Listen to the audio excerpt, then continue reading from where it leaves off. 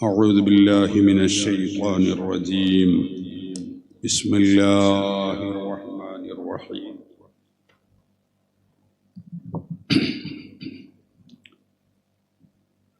بسم الله الرحمن الرحيم.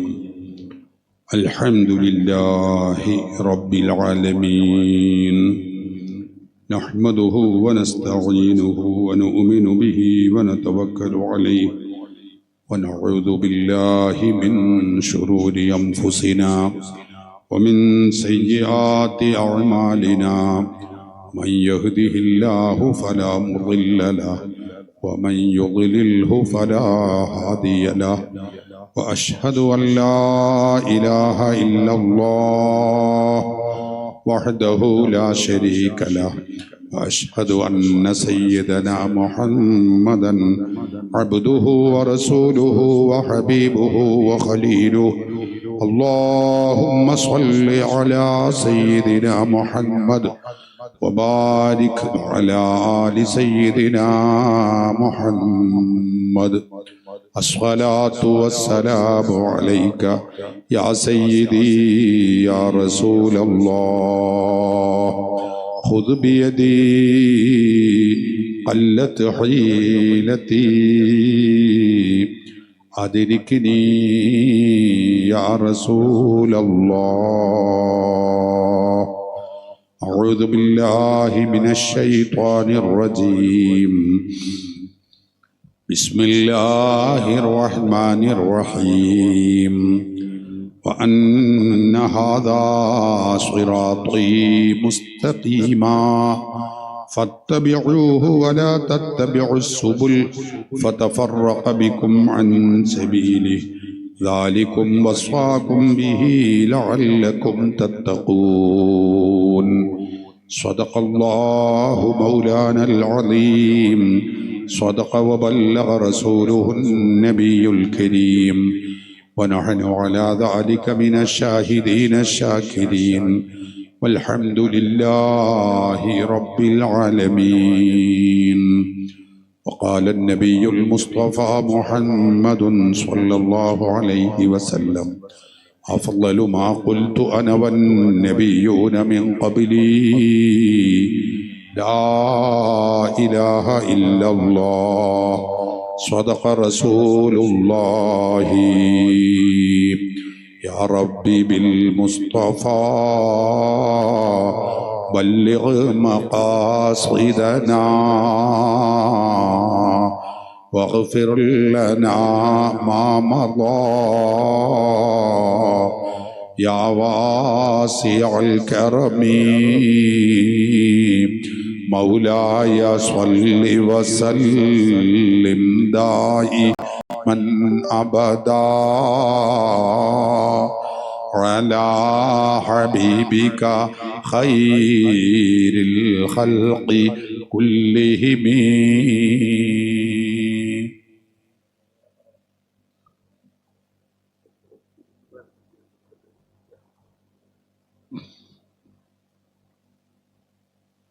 ആദരണീയരായ സാദാത്തുക്കളെ, ബഹുമാനമുള്ള ഉലമാക്കളെ, ഉസ്താദുമാരെ, കാരണവന്മാരെ, നല്ലവരായ നാട്ടുകാരെ, ശ്രോതാക്കളെ, സഹോദര സഹോദരിമാരെ, മഹാനായ ഖുതുബുസ്സമാൻ അശ്ശൈഖ് അസ്സയ്യിദ് മുഹമ്മദ് ഷരീഫുൽ മദനി ഖദ്ദസല്ലാഹു സിർറഹുൽ അസീസ് മഹാനവർകളുടെ 432ാമത് ഉറൂസ് മുബാറക്കിൽ ആണ് നാം ഉള്ളത്. ഈ മഹത്തായ സംരംഭത്തെയും സ്ഥാപനത്തെയുമൊക്കെ ജനകീയവൽക്കരിച്ച് വിശ്വോത്തരമാക്കുന്നതിൽ വലിയ പങ്ക് വഹിച്ച നമ്മുടെ അഭിമാനമായിരുന്ന നമ്മുടെ നേതാവായ മർഹൂം താജുൽ ഉലമ ശൈഖുന അസ്സയ്യിദ് അബ്ദുറഹ്മാനിൽ ബുഖാരി ഖദ്ദസല്ലാഹു സിർറഹുൽ അസീസ് മഹാനവർകളുടെ ദീപ്ത സ്മരണയിലാണ് നമ്മുടെ ഉറൂസ് മുബാറക് നടക്കുന്നത്. അല്ലാഹു അവരുടെ ഒക്കെ ദറജ അല്ലാഹു അങ്ങേയറ്റം ഉയർത്തട്ടെ. അവരുടെ ബറക്കാത്ത് കൊണ്ട് ഹക്ക് കൊണ്ട് അല്ലാഹു ഇരുലോക വിജയികളിൽ നമ്മെ എല്ലാവരെയും ഉൾപ്പെടുത്തി അനുഗ്രഹിക്കട്ടെ. നമ്മുടെയും അവരുടെയും എല്ലാ പ്രയാസങ്ങളും വിഷമങ്ങളും ബുദ്ധിമുട്ടുകളും രോഗങ്ങളും എല്ലാം അല്ലാഹു നമുക്ക് അതിൽ നിന്നൊക്കെ മോചനം നൽകട്ടെ. പകരം റാഹത്തും സന്തോഷവും ആഫിയത്തും സിഹത്തും ഖുവത്തും സലാമത്തും തൗഫീഖും അല്ലാഹു ഏറ്റി നൽകി അനുഗ്രഹിക്കട്ടെ. ആമീൻ ബിറഹ്മതിക യാ അർഹമർ റഹീമീൻ. എൻ്റെ മാന്യ സുഹൃത്ത് അഹമ്മദ് സഖാഫി നല്ല വഴല് പറഞ്ഞുകൊണ്ടിരിക്കുകയായിരുന്നു. അദ്ദേഹം ആ വഴല് കുറച്ചുകൂടി നീട്ടിയിരുന്നെങ്കിൽ എന്ന് ഞാനിങ്ങനെ ആഗ്രഹിച്ചു കൊണ്ടിരിക്കുമ്പോഴാണ് പെട്ടെന്ന് മൂപ്പര് നിർത്തിയത്. ഒരുപാട് കാലം അള്ളാഹുവിന്റെ ദീനിന് സുന്നത്ത് ജമാഅത്തിന് ഖിദ്മത്ത് ചെയ്യാനുള്ള വലിയ തൗഫീഖ് അള്ളാഹു അദ്ദേഹത്തിനും നമുക്കും പ്രദാനം ചെയ്യട്ടെ. ഇവിടെ ഒരല്പസമയം ഇൻഷാ അല്ലാഹ് അഹ്ലുസുന്നത്തി വൽ ജമാഅത്തിനെ കുറിച്ചും സുന്നത്ത് ജമാഅത്തിന്റെ ശിആറുകളിൽ വളരെ പ്രധാനപ്പെട്ട മഖ്ബറകളെ കുറിച്ചും അല്പസമയം പറയാനാണ് ഞാൻ ഉദ്ദേശിക്കുന്നത്. അല്ലാഹു തൗഫീഖ് ചെയ്യട്ടെ. പരിശുദ്ധ ഇസ്ലാം അല്ലാഹുവിന്റെ മതമാണെന്ന് നമുക്കറിയാം. ഇന്നദ്ദീന ഇൻദല്ലാഹിൽ ഇസ്ലാം. അല്ലാഹു സ്വീകരിക്കുന്ന മതം അത് ഇസ്ലാം ദീൻ മാത്രമാണെന്ന് പരിശുദ്ധ ഖുർആനിൽ അല്ലാഹു പഠിപ്പിച്ചിട്ടുണ്ട്. ആ ഇസ്ലാം ദീൻ മാത്രമേ പാരത്രിക ലോകത്ത് ഉപകാരപ്പെടുകയുള്ളൂ എന്ന കാര്യവും ഖുർആൻ നമ്മെ അടിക്കടി ഓർമ്മപ്പെടുത്തിയിട്ടുണ്ട്. ومن يبتغي غير الإسلام دينا فلن يقبل منه وهو في الآخرة من الخاسرين. ഇസ്ലാമല്ലാത്ത ഒരു മതത്തെ ഒരാൾ പുൽകിയാൽ അല്ലാഹു അവനിൽ നിന്ന് അത് സ്വീകരിക്കുകയില്ല. വഹുവ ഫിൽ ആഖിറത്തി മിനൽ ഖാസിരീൻ. അവൻ ആഖിറത്തിൽ പരാജിതരിൽ പെട്ടവരാകുന്നു എന്ന് അല്ലാഹുവിന്റെ ഖുർആൻ നമ്മെ പഠിപ്പിക്കുന്നുണ്ട്. അതുകൊണ്ട് ഇസ്ലാം ദീൻ മാത്രമാണ് ദുനിയാവിലും ആഖിറത്തിലും ഉപകരിക്കുന്ന മതം എന്ന കാര്യത്തിൽ യാതൊരു ആശങ്കയും ഉണ്ടാവേണ്ടതില്ല. ആ കാര്യം വളരെ സ്പഷ്ടമാണ്, വ്യക്തമാണ്, കൃത്യമാണ്. പരിശുദ്ധ ഖുർആനും തിരുസുന്നത്തും നമ്മെ തീർത്തും ആ കാര്യം പഠിപ്പിച്ചിട്ടുള്ളതുമാണ്. സഹോദരങ്ങളെ, എന്നാൽ ആ ഇസ്ലാം ദീൻ ഏതാണ്? ഇസ്ലാമിന്റെ പേരിൽ അതിന്റെ അവകാശവാദങ്ങളുമായി പലരും രംഗത്തുണ്ട്. ആ ഇസ്ലാം ദീൻ യഥാർത്ഥത്തിൽ ഇസ്ലാമിന്റെ ശരിയായ ആശയങ്ങൾ ഏതാണ്, എന്താണ് ഇസ്ലാം എന്നതിനെ കുറിച്ച് നമ്മളൊക്കെ മനസ്സിലാക്കേണ്ടതുണ്ട്. നമ്മളൊക്കെ പാരമ്പര്യ ഇസ്ലാമിന്റെ വാഹകരാണ്, അതിൽ അടിയുറച്ചവരാണ്. നമുക്കെല്ലാവർക്കും അറിയാം, അല്ലാഹു മരണം വരേക്കും നമ്മെ ആ മാർഗത്തിൽ അടിയുറപ്പിച്ച് നിർത്തി തരട്ടെ. പക്ഷേ പല വസ്വാസുകളും നമ്മുടെ രാജ്യത്ത് ഓൺലൈനിലും അല്ലെങ്കിൽ സോഷ്യൽ മീഡിയകളിലും ഇങ്ങനെ പ്രചരിക്കുന്ന ഒരു കാലഘട്ടത്തിലാണ് നമ്മൾ ജീവിച്ചു കൊണ്ടിരിക്കുന്നത്. അതുകൊണ്ട് അതിന്റെ അടിസ്ഥാനം നമ്മൾ മനസ്സിലാക്കണം. ഒരല്പസമയം ആമുഖം എന്ന നിലക്ക് ഞാൻ അത് നിങ്ങളുടെ ശ്രദ്ധയിൽപ്പെടുത്തുകയാണ്. പ്രിയപ്പെട്ട സഹോദരങ്ങളെ, പരിശുദ്ധ ഇസ്ലാം എന്നത്, യഥാർത്ഥ ഇസ്ലാം എന്നാൽ നമുക്കെല്ലാവർക്കും അറിയാം, മുഹമ്മദുർ റസൂലുള്ളാഹി സ്വല്ലല്ലാഹു അലൈഹി വസല്ലമ തങ്ങൾ 23 വർഷക്കാലങ്ങളിലായി അവിടുത്തെ സ്വഹാബികൾക്ക് പകർന്നുകൊടുത്ത, പഠിപ്പിച്ചു കൊടുത്ത ആശയങ്ങളാണ്. അതിലാർക്കും സംശയമില്ല. ആ 23 വർഷക്കാലങ്ങളിൽ നബി സല്ലല്ലാഹു അലൈഹി വസല്ലമ തങ്ങളെ പഠിച്ചും ആ റസൂലുള്ളാഹിൽ നിന്ന് പകർത്തിയതുമായ ആശയങ്ങളാണ്, സ്വഹാബികൾ പകർത്തിയ ആശയങ്ങളാണ് ഇസ്ലാം എന്നതുകൊണ്ട് ഉദ്ദേശിക്കുന്നത്. സ്വഹാബി വര്യന്മാർ അള്ളാഹുവിന്റെ റസൂലിനെ കണ്ടും കേട്ടും അനുഭവിച്ചും ജീവിച്ച ആ സ്വഹാബികൾ അള്ളാഹുവിന്റെ റസൂലിൽ നിന്ന് ഇസ്ലാം ദീനിനെ അവരുടെ ജീവിതത്തിലേക്ക് പകർത്തി. ആ സ്വഹാബികൾ അവരുടെ ശിഷ്യഗണങ്ങളായ താബിഉകൾക്ക് ആ ആശയങ്ങൾ പകർന്നുകൊടുത്തു. താബിഉകളോ അവരുടെ ശിഷ്യന്മാരായ തബഉ താബിഉകളിലേക്ക് അത് പഠിപ്പിച്ചു കൊടുത്തു. ഇങ്ങനെ താബിഉകളുടെയും തബഉ താബിഉകളുടെയും കാലഘട്ടമായപ്പോൾ അത് ആ കർമ്മങ്ങൾ, പ്രിയപ്പെട്ടവരെ, ആ നിയമങ്ങൾ അല്ലെങ്കിൽ ആ ആദർശങ്ങൾ അതൊന്ന് ക്രോഡീകരിച്ചു വെച്ചു. അക്കാലത്ത് ജീവിച്ച ഏറ്റവും പ്രധാനപ്പെട്ട 4 ഇമാമുമാർ, അതേ ലക്ഷക്കണക്കിന് ഹദീസ് പാണ്ഡിത്യമുള്ള മഹാമനീഷികളായ 4 പണ്ഡിതന്മാര് ആ ആശയത്തെ ക്രോഡീകരിച്ചു വെച്ചു. ആരാണവർ? ഇമാമുൽ അഅ്ലം അബൂ ഹനീഫത്തുൽ കൂഫി, ഇമാമു ദാരിൽ ഹിജ്റ മാലിക് ഇബ്നു അനസ് റളിയല്ലാഹു അൻഹു, ഇമാമുൽ അഇമ്മ മുഹമ്മദ് ഇബ്നു ഇദ്രീസ് അശ്ശാഫിഈ, ഇമാമുസ് സുന്ന അഹ്മദ് ഇബ്നു ഹംബൽ റളിയല്ലാഹു അൻഹും. ആ 4 പണ്ഡിതന്മാർ ഈ ആശയത്തെ ഒന്ന് ക്രോഡീകരിച്ചു വെച്ചു. ഈ ക്രോഡീകരണത്തിനാണ് മദ്ഹബുകൾ എന്ന് പറയുന്നത്. മദ്ഹബുകൾ എന്ന് പറഞ്ഞാൽ അത് ഖുർആനിന്റെയും സുന്നത്തിന്റെയും സ്വഹാബത്ത് പഠിപ്പിച്ച താബിഉകൾ പകർന്നു നൽകിയ വ്യാഖ്യാനങ്ങളുടെയും ശരിയായ പകർപ്പുകളാണ്, ശരിയായ ആശയങ്ങളാണ്. സഹോദരങ്ങളെ, ആ ആശയങ്ങൾ പിൽക്കാലത്തുള്ള മറ്റു പണ്ഡിതരിലൂടെ, അഇമ്മത്തുകളിലൂടെ, അതേ സലഫു സാലിഹുകളിലൂടെ, സച്ചരിതരായ മുൻഗാമികളിലൂടെ കൈമാറി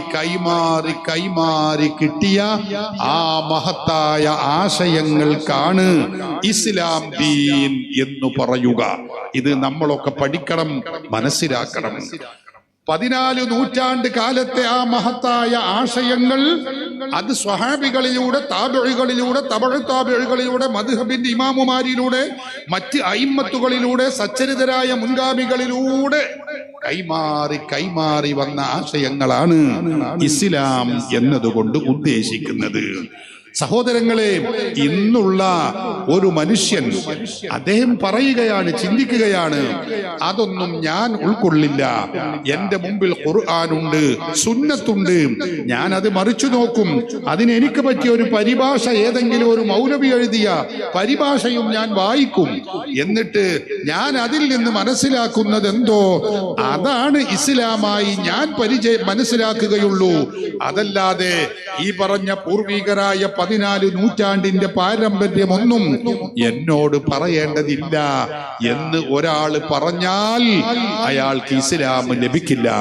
അദ്ദേഹത്തിന് പാരമ്പര്യ ഇസ്ലാം ലഭ്യമാകില്ല.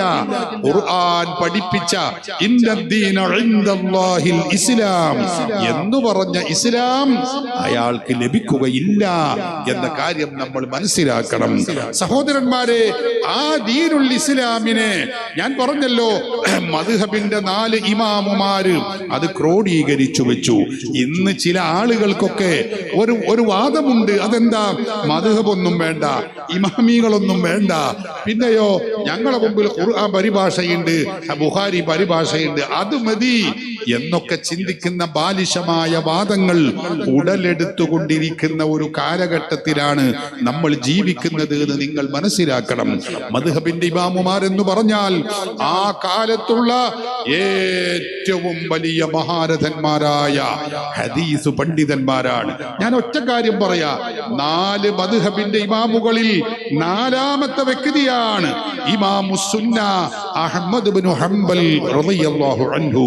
അദ്ദേഹത്തിന്റെ ചരിത്രം എടുത്ത് പരതിയാൽ കാണാം, 10 ലക്ഷം ഹദീസുകൾ മനപ്പാടമുള്ളവരാണ് അവർ. 10 ലക്ഷം ഹദീസ്. സഹോദരങ്ങളെ, 10 ലക്ഷം ഹദീസ് എന്ന് പറഞ്ഞാൽ അതിന്റെ സനദ് സഹിതമാണ്. റസൂലുള്ളാഹിയിൽ നിന്ന് അഹ്മദ് ഇബ്നു ഹംബൽ തങ്ങളിലേക്ക് എത്തിയ പരമ്പര എന്നോട് ആര് പറഞ്ഞു? ഹദ്ദസനൽ ഹുമൈദിയു അബ്ദുല്ലാഹി ഇബ്നു സഈദ് എന്ന് പറഞ്ഞ് അങ്ങനെ ഓരോ അബ്ദുല്ലാഹി ഇബ്നു സഈദിനോട് സുഫിയാനോട് യഹ്യ ഇബ്നു സഈദ് അൽ അൻസാരി, അവരോട് ഇബ്രാഹിം തമീമിൽ ഇങ്ങനെ പരമ്പര. ആ പരമ്പര ഇങ്ങനെ. പ്രിയപ്പെട്ട സഹോദരങ്ങളെ, 5 ആളുണ്ടെങ്കിൽ അവരെ ഒക്കെ മനഃപ്പാഠമാക്കണം. അവരുടെ ചരിത്രം പഠിക്കണം, അവരുടെ കാലഘട്ടം പഠിക്കണം, അവരെവിടെയൊക്കെ ജീവിച്ചു, എന്തൊക്കെ ചെയ്തു, ജീവിതത്തിൽ വല്ലപ്പോഴും കളവ് പറഞ്ഞിട്ടുണ്ടോ, ഹദീസിന്റെ വിഷയത്തിൽ സ്വീകാര്യമാണോ അല്ലേ എന്നിത്യാദി കാര്യങ്ങളൊക്കെ പഠിച്ച് വിധി എഴുതുന്നവരാണ് അവർ.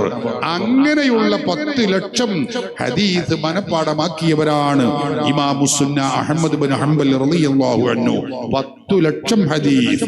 ഹാഫിള് ദഹബി തന്റെ സിയർ അലാമിൻ നുബലയിൽ ഇത് രേഖപ്പെടുത്തിയിട്ടുണ്ട്. ഇമാം സുബക്കി തബഖാത്തു ശാഫിഇയ്യത്തിൽ രേഖപ്പെടുത്തിയിട്ടുണ്ട്. ഇബ്നു റജബിൽ ഹംബലി തബഖാത്തുൽ ഹനാബിലയിൽ ഇത് രേഖപ്പെടുത്തിയിട്ടുണ്ട്. എല്ലാ പണ്ഡിതന്മാരും ഇത് രേഖപ്പെടുത്തി വെച്ചിട്ടുണ്ട്. അപ്പം 4ാമത്തെ ഇമാമായ അഹ്മദ് ഇബ്നു ഹംബൽ റളിയല്ലാഹു അൻഹുവിന്റെ പാണ്ഡിത്യം നിങ്ങൾ ഓർക്കണം, എത്ര വലുതാണ് അവർ. ആ അഹ്മദ് ഇബ്നു ഹംബൽ തങ്ങൾ പറയുന്നത് എന്താ? ഇദാ സുഇൽതു അൻ മസ്അലത്തിൻ, ഒരാൾ എന്നോട് ഒരു ചോദ്യം ചോദിച്ചു, ഫലം അറഫിഹാ ഹദീസൻ സ്വരീഹൻ, ഞാൻ എന്റെ 10 ലക്ഷം ഹദീസുകൾ ഇങ്ങനെ സെർച്ച് ചെയ്തപ്പോ അതിന് മറുപടിയായി അതിൽ ഒരൊറ്റ ഹദീസും എനിക്ക് ലഭിച്ചിട്ടില്ലെങ്കിൽ അവിടെ ഞാൻ പറയുന്ന മറുപടി എന്താണെന്നറിയോ? ഫഖുൽതു ബിഖൗലി ശാഫിഈ റളിയല്ലാഹു അൻഹു. ആ ചോദ്യത്തിന് ഇമാമുൽ അഇമ്മ ഇമാമുന ശാഫിഈ റളിയല്ലാഹു അൻഹു എന്താണോ പറഞ്ഞിട്ടുള്ളത് അതായിരിക്കും എന്റെ മറുപടി എന്നാണ്. കാരണം എന്തേ? ലിഅന്നഹു ബലഗനി അനിൻ നബിയിൽ മുസ്തഫ മുഹമ്മദിൻ സ്വല്ലല്ലാഹു അലൈഹി വസല്ലം, അല്ലാഹുവിന്റെ റസൂലിൽ നിന്ന് എനിക്കൊരു ഹദീസ് ലഭിച്ചിട്ടുണ്ട്. എന്താണ് അതിൽ പറയുന്നത്? ആലിമു ഖുറൈശിൻ യംലഉ തിബാഖൽ അർളി ഇൽമാ, ലോകം മുഴുക്കെ, ഭൂമി മുഴുക്കെ വിജ്ഞാനം കൊണ്ട് നിറക്കുന്ന ഒരു ഖുറൈശി പണ്ഡിതൻ വരാനുണ്ടെന്ന് അല്ലാഹുവിന്റെ റസൂൽ പഠിപ്പിച്ചിട്ടുണ്ട്. ആ ഖുറൈശി പണ്ഡിതൻ ഇമാം ശാഫിഈ റളിയല്ലാഹു അൻഹു ആണെന്ന് ഞാനിതാ ഉറപ്പിക്കുന്നു. അതുകൊണ്ട് ഇമാം ഷാഫിയോളം പാണ്ഡിത്യമുള്ള ഒരു പണ്ഡിതൻ പിന്നീട് ഖുറൈശിയിൽ വന്നിട്ടില്ല. അതുകൊണ്ട് ഷാഫി ഇമാം ഈ വിഷയത്തിൽ എന്തു പറഞ്ഞോ അതായിരിക്കും എന്റെ മറുപടി എന്നാണ്. അപ്പൊ ഷാഫി ഇമാം റളിയല്ലാഹു അൻഹുവിന്റെ പാണ്ഡിത്യവും വിജ്ഞാനവും എത്രയുണ്ടെന്ന് നമ്മൾ മനസ്സിലാക്കണം. ആ ഷാഫി ഇമാമിന്റെ ഉസ്താദാണ് ഇമാമു ദാരിൽ ഹിജ്റ മാലിക് ബിൻ അനസ് റളിയല്ലാഹു അൻഹു. സഹോദരങ്ങളെ, ആ മാലിക് റളിയല്ലാഹു അൻഹുവിന്റെയും മുമ്പ് ജീവിച്ചവരാണ് ഇമാമുൽ അഅ്ലം അബൂ ഹനീഫ റളിയല്ലാഹു അൻഹു. അതേ, സ്വഹാബത്തിനെ നേരിൽ കണ്ടവരാണ്. അനസ് ബിൻ മാലിക് റളിയല്ലാഹു അൻഹു ഉൾപ്പെടെയുള്ള സ്വഹാബികളെ നേരിൽ കണ്ടവരാണ്. അപ്പൊ ആ 4 മദ്ഹബിന്റെ ഇമാമുകളുടെ പാണ്ഡിത്യം, അവരുടെ വിജ്ഞാനം എത്രയാണ് നിങ്ങൾ ചിന്തിക്കണം. എന്നാൽ നമ്മുടെ നാട്ടിലുള്ള ചില കഥയില്ലാത്ത മൗലവിമാര് പറയുന്നത് എന്താണെന്നറിയോ? ഷാഫി ഇമാമിന് കിട്ടാത്ത ഹദീസ് എനിക്ക് കിട്ടിയിട്ടുണ്ട് എന്ന് പച്ചയായി പറയുന്ന ഒരു കാലഘട്ടത്തിലാണ് നമ്മൾ ജീവിക്കുന്നത്. ഇത് നിങ്ങൾ ഓർക്കണം സഹോദരങ്ങളെ. അവരൊക്കെ വലിയ ഹദീസ് പണ്ഡിതരാണ്, ലക്ഷക്കണക്കിന് ഹദീസ് പാണ്ഡിത്യമുള്ളവരാണ്. അതുകൊണ്ട് അവരൊക്കെ ക്രോഡീകരിച്ച ആ ക്രോഡീകരണം, അതാണ് മദ്ഹബുകൾ, അതാണ് ഇസ്ലാം ദീൻ എന്ന് പറയുന്നത്. ആ ആശയങ്ങൾ കൈമാറി കൈമാറി കൈമാറി വന്നിട്ടുള്ള അതിന്റെ പേരാണ് ഇസ്ലാം എന്നത്. ആ ഇസ്ലാമിന്റെ മറ്റൊരു പേരാണ് സുന്നത്ത് ജമാഅത്ത്. അതിന്റെ വാക്താക്കൾക്ക് പറയുന്ന പേരാണ് അഹ്ലുസുന്നത്തി വൽ ജമാഅ, അല്ലെങ്കിൽ നമ്മുടെ ഭാഷയിൽ സുന്നികൾ എന്നൊക്കെ പറയുന്നത് ഈ പാരമ്പര്യ ഇസ്ലാമിന്റെ വാക്താക്കൾക്ക് പറയുന്ന പേരാണ്. ഇത് നമ്മളെല്ലാവരും പഠിക്കണം, മനസ്സിലാക്കണം. അതാണ് സുന്നത്ത് ജമാഅത്ത്, അതാണ് അഹ്ലുസുന്ന വൽ ജമാഅ എന്ന് പറയുന്നത്. ഈ പാരമ്പര്യ ഇസ്ലാമിലായിരിക്കണം നമ്മളൊക്കെ അടിയുറച്ച് ജീവിക്കേണ്ടത് എന്ന കാര്യം പരിശുദ്ധ ഖുർആനിൽ അല്ലാഹു പഠിപ്പിച്ചിട്ടുണ്ട്. സൂറത്തുൽ ഫാത്തിഹയിലൂടെ നമ്മളൊക്കെ ദുആ ചെയ്തുകൊണ്ടിരിക്കുന്ന നിർബന്ധമായും 17 തവണ നമ്മളൊക്കെ ദ്വാരക്കുകയാണ്. ഇഹ്ദിന സിറാത്തുൽ മുസ്തഖീം. അല്ലാഹുവേ, നേർവഴിയിൽ ഞങ്ങളെ നീ അടിയുറപ്പിച്ച് നിർത്തി തരണമേ. നേർവഴിയിൽ ഞങ്ങളെ നീ അടിയുറപ്പിച്ച് നിർത്തി തരണമേ. നമ്മൾ ദുആ ചെയ്യുകയാണ്. ഏതാണ് ആ നേർവഴി? സ്വർഗത്തിലേക്ക് എത്തിക്കുന്ന വഴിയാണത്. ഏതാണ് ആ വഴി? സൂറത്തുൽ ഫാത്തിഹയിൽ തൊട്ടടുത്ത വചനത്തിലൂടെ അല്ലാഹു നമുക്ക് വിശദീകരിച്ചു തന്നു. ഏതാണ് ആ മാർഗം? സിറാത്തുല്ലദീന അൻഅംത അലൈഹിം ഗൈറിൽ മഗ്ദൂബി അലൈഹിം വലദ്ദാല്ലീൻ. ശരിയായ മാർഗം ഏതാ? അത് സിറാത്തുല്ലദീന അൻഅംത അലൈഹിം, അല്ലാഹു അനുഗ്രഹിച്ച മഹാത്മാക്കളുടെ മാർഗമാകുന്നു. നോക്കൂ നിങ്ങൾ, ഖുർആൻ പറയുന്നത് സ്വർഗത്തിലേക്ക് എത്തിക്കുന്ന ശരിയായ ഇസ്ലാം ഏതാണ് എന്ന ചോദ്യത്തിനുള്ള മറുപടിയായി അള്ളാഹു പറയുന്നത് എന്താ? സിറാത്തുൽ ഖുർആനി വസ്സുന്ന എന്നല്ല. ഖുർആനിന്റെ മാർഗം സുന്നത്തിന്റെ മാർഗം എന്നല്ല. എന്തേ? ഖുർആനും സുന്നത്തും ഇസ്ലാമിന്റെ അടിസ്ഥാന പ്രമാണമാണല്ലോ. ആണ്, ഇസ്ലാമിന്റെ അടിസ്ഥാന മൂല്യമാണ്. അതിലൊക്കെ സംശയമില്ല, അതിലൊന്നും സംശയമില്ല. അതൊക്കെ ശരിയാണ്. പക്ഷേ അല്ലാഹു തആല നേർവഴി ഏതാണ് എന്ന് പഠിപ്പിച്ചു തരുന്നിടത്ത്, വിശദീകരിച്ച് തരുന്നിടത്ത് സ്വീകരിച്ച ശൈലി എന്താണ് നമ്മൾ പഠിക്കണം, മനസ്സിലാക്കണം. സിറാത്തുൽ ഖുർആനി വസ്സുന്ന എന്നല്ല. ഖുർആനിന്റെ മാർഗം സുന്നത്തിന്റെ മാർഗം എന്നല്ല. എന്തേ? അങ്ങനെ പറഞ്ഞിരുന്നെങ്കിൽ നമ്മുടെ രാജ്യത്തുള്ള എല്ലാ വിഭാഗം വിഘടന വിധ്വംസക പാർട്ടികൾക്കും അല്ലെങ്കിൽ അവാന്തര വിഭാഗങ്ങൾക്കും അവകാശപ്പെടാം, ഞങ്ങളാണ് ആ പറഞ്ഞ ആളുകൾ, ഞങ്ങൾ ഖുർആന്റെ ആളുകളാ, ഞങ്ങൾ സുന്നത്തിന്റെ വാഹകരാ, ഞങ്ങൾ തൗഹീദിലേക്ക് ക്ഷണിക്കുന്നവരാ എന്നൊക്കെ പറഞ്ഞ് അവർക്ക് അവകാശവാദം ഉന്നയിക്കാം. നോക്കൂ, നമ്മുടെ നാട്ടിൽ അല്ലെങ്കിൽ ലോകതലത്തിൽ തന്നെ ഖാദിയാനികൾ എന്ന് പറയുന്ന ഒരു വിഭാഗമുണ്ട്.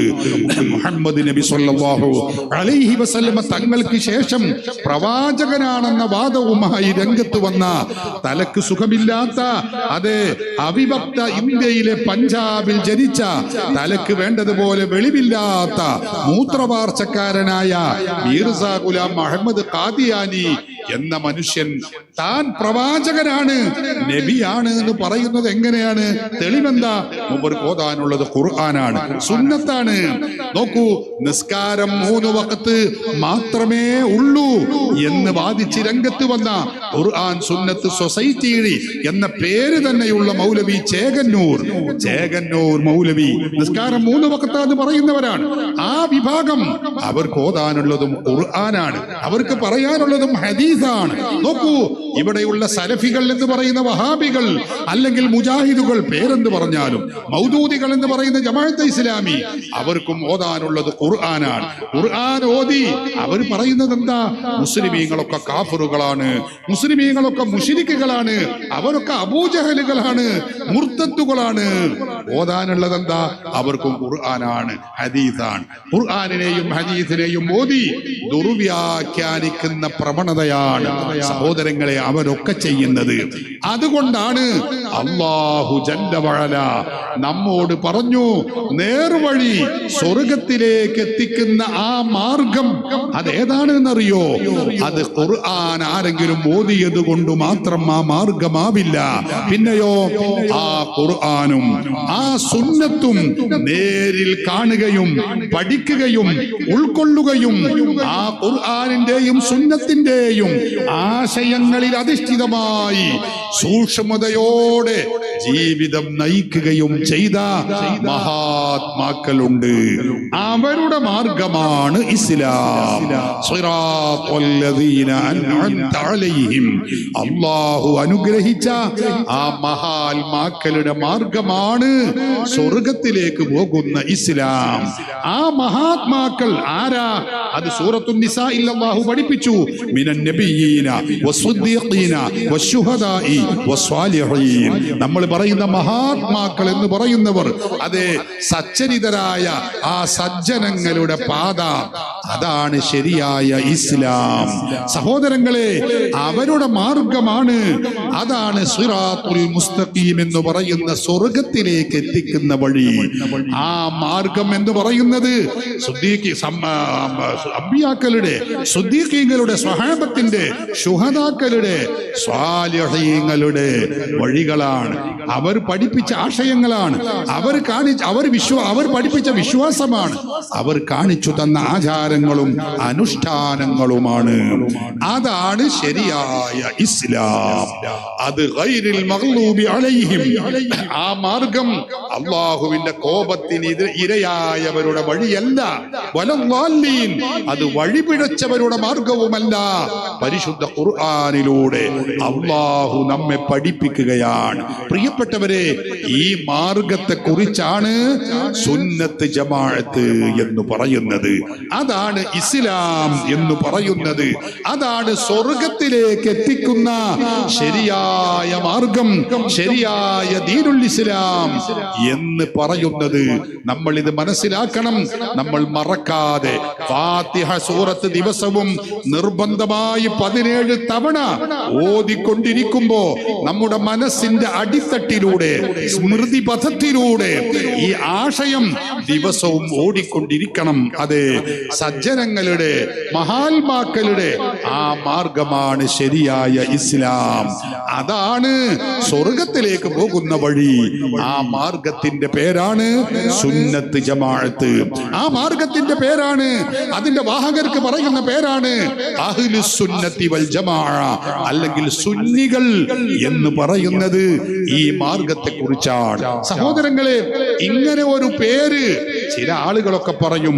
സമസ്ത കേരള ജംഇയ്യത്തുൽ ഉലമ വന്നതിന്റെ ശേഷാണ് ഇങ്ങനെ സുന്നി, അഹ്ലുസുന്ന എന്തൊക്കെ പേര് പറയാൻ തുടങ്ങിയത് എന്ന ഒരു കുപ്രചരണം ചില ആളുകളൊക്കെ നടത്താറുണ്ട്. ശരിയല്ല. ഈ പേര് നമ്മളാരും പറഞ്ഞതല്ല. ഹബീബായ മുഹമ്മദുർ റസൂലുള്ളാഹി സ്വല്ലല്ലാഹു അലൈഹി വസല്ലമ തങ്ങൾ നമുക്ക് പഠിപ്പിച്ചു തന്നതാണ്. ഒരു സന്ദർഭത്തിൽ അവിടെ നിന്ന് പറഞ്ഞു, ബനൂ ഇസ്രായേലിയർ 72 വിഭാഗമായി തീർന്നിട്ടുണ്ട്. 72 വിഭാഗമായി അവർ ശിഥിലമായി.